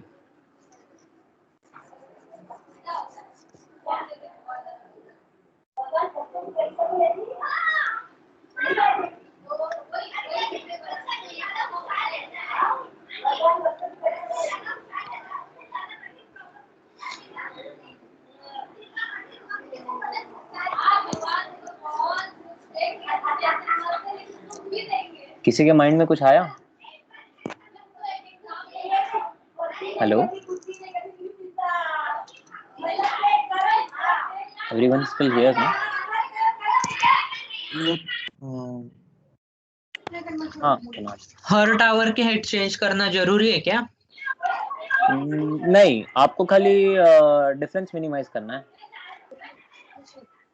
लॉन्गेस्ट और शॉर्टेस्ट टावर का। वो जो एक्सप्लेनेशन दिया है, एक सेकंड दिखाना जरा। एक मिनट।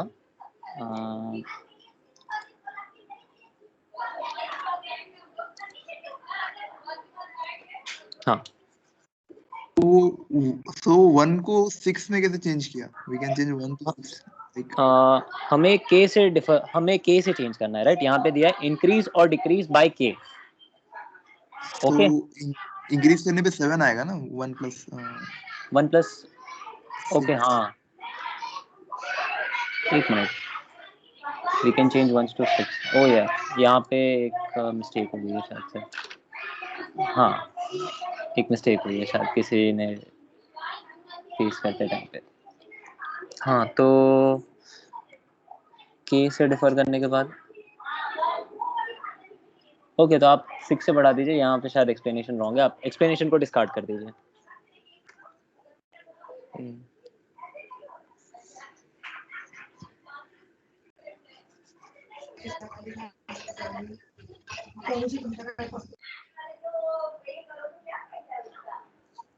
एक काम करते हैं, जिसको जो भी मन में आ रहा है ना वो आप बोल दो। वो सही होगा या गलत होगा वो अपन देखते हैं। पहले स्टार्ट तो करते हैं ना कि अपन कैसे करना है, वो तो देखते हैं के बाद हाँ अपन। हेलो, जो हाँ मीन्स कृष्णा बोलो अपने ना। जो अरे में जो स्मॉल वैल्यूज है ना, जो हाँ कंपैरेटिवली जो सबसे स्मॉलेस्ट है ना, उनको अपन ऐड मतलब उनमें जो के रहेगा वो ऐड करेंगे, और जो बड़े वाले रहेंगे उनमें के डिक्रीमेंट करेंगे। आप एक बार वापस से रिपीट कर सकते हो प्लीज? हाँ मीन्स अपना जो अरे है ना, उसमें जितने भी स्मॉल वैल्यूज है, लिस्ट वैल्यूज हाँ जो भी ओके। है, उनमें अपन हाँ के ऐड करेंगे। अच्छा। और जो बड़े वैल्यूज रहेंगे उनमें के सब्सट्रैक्ट करेंगे, ताकि डिफरेंस कम आए हर बार, ऐसा कुछ।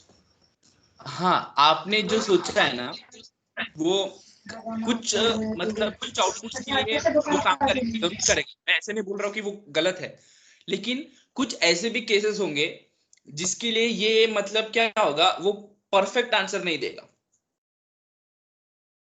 आपने जो बोला कि जो छोटे है के से वो उसको हम के ऐड कर देंगे, जो बड़े है उसमें से निकाल लेंगे, है ना? तो फिर कुछ इसके लिए ये वैल्यू क्या होता है, ये क्या हो जाता है, वो मतलब एक्चुअली परफेक्ट आंसर देता नहीं है।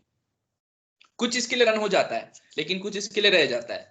ये लेकिन सही है, मैंने जब ये प्रॉब्लम सॉल्व किया ना तो मैंने यही से ही सोचा था, अरे क्या बहुत ही इजी प्रॉब्लम है, इतना इंपॉर्टेंट क्यों बोला इसको। बहुत इजी तो है, जो के से छोटे है उसको ऐड कर दो और जो के से बड़े है उसको सब्सट्रैक्ट कर दो के की वैल्यू।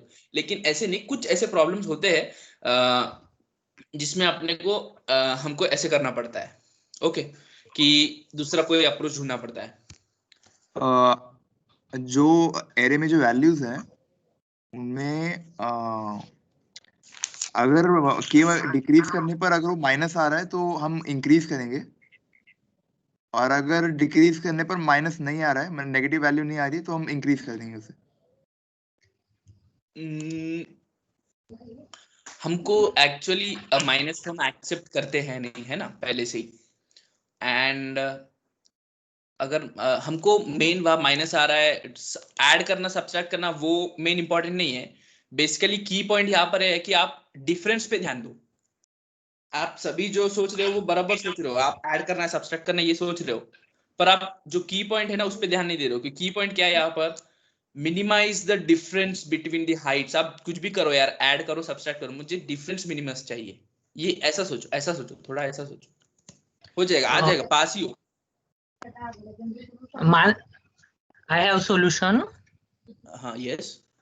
हाँ, यदि हम के को डिवाइड कर लेते हैं, मतलब हाफ कर लेंगे और उसके हिसाब से हम हाइट चेक करेंगे। यदि मतलब के की जो हाइट है वो कम है तो वो उसमें ऐड करेंगे, और ज्यादा है तो कम कर लेंगे। और आपका नाम क्या है? मान लो श्रीकांत। हाँ श्रीकांत, हाँ श्रीकांत, बोलो ना, आगे बोलो ना। हाँ हाँ हाँ, आता समजून घे, मान लो हाइट बोला 10 है। मध्ये बोला, चालतं. हा, समजून कम्फर्टेबल घे, राहा. जर आपण टावर घेतले 2, 10, 3 आणि सपोज 15, तर आपण 2 आणि 3 ची इन्क्रीज करणार. तर मग 2 आणि 3 ची इन्क्रीज करताना सपोज मी के ची व्हॅल्यू घेतली 5, तर मग के ला डिवाइड बाय 2 केलं तर 2 येईल. 2 + 2 ही जर केच्या व्हॅल्यू पेक्षा कमी आहे तर मी त्यात इन्क्रीज करणार, आणि जर के ची व्हॅल्यू जास्त असेल तर ते डिक्रीज करणार. अच्छा. तो बेसिकली क्या है ना, तो हम आपने जो बोला है ये मैंने अप्रोच सोचा नहीं है ना. तो फिर हम एक काम करते हैं, हमारा ग्रुप तो ऑलवेज एक्टिव रहता है. आप क्या इसको कोड करके रन करके भेज सकते हैं आज रात तक? I will try. Yes, great. तो और कोई ऐसा अप्रोच है अभी, जैसे श्रीकांत ने एक अप्रोच बताया है, वो ट्राई करेंगे. अगर कोई चाहता है कि अपना भी ऐसा कुछ अप्रोच है जो मैंने खुद से सोचा है, ये देखो, मैंने ये क्वेश्चन के बारे में बहुत रिसर्च किया. जो श्रीकांत ने बोला वो अप्रोच मैंने कहीं पढ़ा नहीं है. तो श्रीकांत ने, तो ऐसे कोई है जो लगता है कि हम ऐसे भी कर सकते हैं, तो वो बता सकता है. बेसिकली देखो, हमको अभी जैसे मैंने बताया था, सभी लोग डिक्रीज इंग्लिश पे फोकस कर रहे थे. मेन की पॉइंट डिफरेंस कम आना था. तो कैसे भी करो, हमको मेनली तो डिफरेंस कम लाना है. और मैं आपको इसमें एक हम एल्गोरिदम यूज करते हैं बेसिकली ऑप्टिमाइज्ड डॉट लाने के लिए. अभी जो भी तुमने सॉल्यूशन, वो मैं गलत नहीं बोल रहा हूँ, लेकिन वो उतने ऑप्टिमाइज्ड नहीं है. मतलब ऑप्टिमाइज मतलब हैंडल कर रहे हैं ऐसा हम बोल नहीं सकते, है ना. तो I am audible, right? Help. Yes, you are audible. तो हम अब सोच सकते हैं इसके बारे में कैसे कर सकते हैं, है ना. तो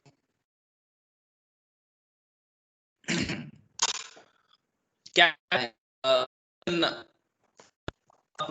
मैं बताऊं, हम मिलकर सोचे. बता दो.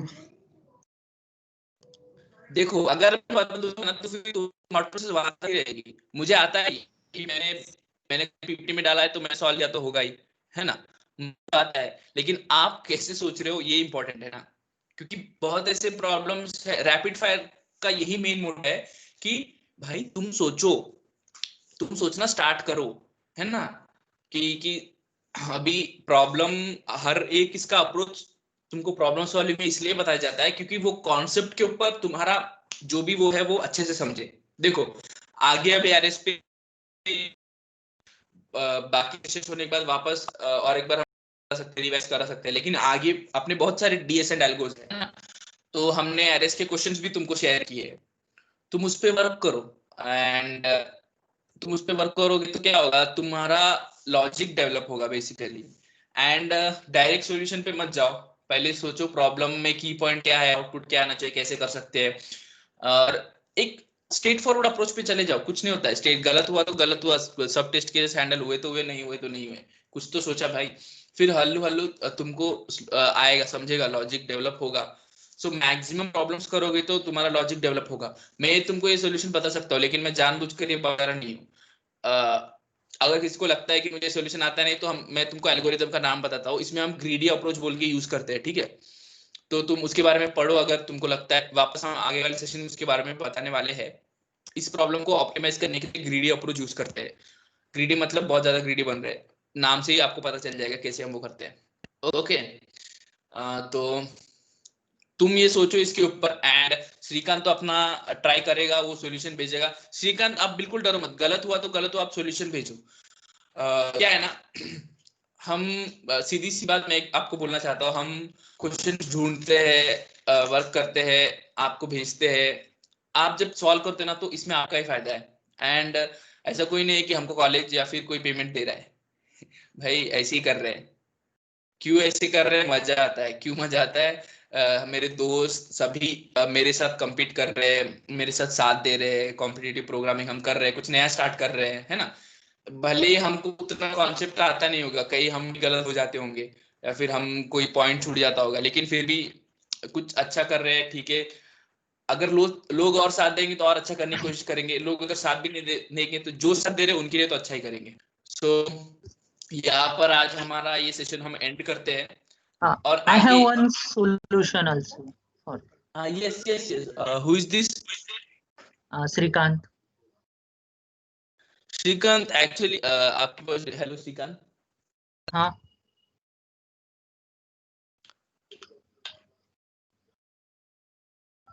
Hello.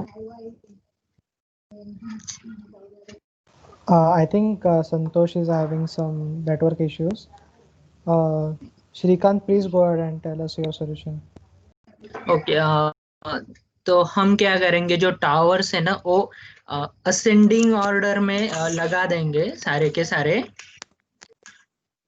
Hello hello. Okay, yes.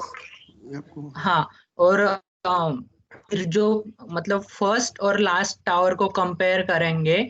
और मान लो कि मैंने अभी 2, 3, 10 और 15 ऐसे लगा दिया, तो 2 और मैं 15 को कंपेयर करूंगा, और मैंने के की वैल्यू ली है 5, तो मैं 2 को बढ़ा के 7 कर दूंगा और 15 को कम करके 10 कर दूंगा। वैसे ही 10 3 और 10 के लिए मैं कंपेयर करूंगा, और 3 को बढ़ा करके मैं 8 और 10 को रिड्यूस करके 5 कर दूंगा। यदि मान लो अब और जब हम 2 और 15 के लिए करेंगे, उनका एवरेज कैलकुलेट करेंगे, और उसका जो नेक्स्ट जो होगा मतलब 3 और 10, उसके लिए चेक करेंगे कि हाँ ये एवरेज के पास में है या एवरेज, और जो हमारे टावर्स की हाइट है उसमें डिफरेंस ज्यादा है, तो उन पर हम ऑपरेशन करेंगे, नहीं तो वो टावर की हाइट वैसे ही रखेंगे। Okay, that is a very good approach. इसमें जैसे संतोष ने बोला वैसे तुमने कुछ एक्सटेंड तक ग्रीडी अप्रोच भी यूज़ किया, वो मैंने नोटिस किया। सो दैट अच्छा सॉल्यूशन दिया तुमने। हम नेक्स्ट टाइम इस पे सबसे ये वाला भी अप्रोच यूज़ करके सॉल्व करेंगे जो अभी श्रीकांत ने शेयर किया, और फिर अगर सबसे कोई बेस्ट सॉल्यूशन रहा तो हम वो भी देखेंगे।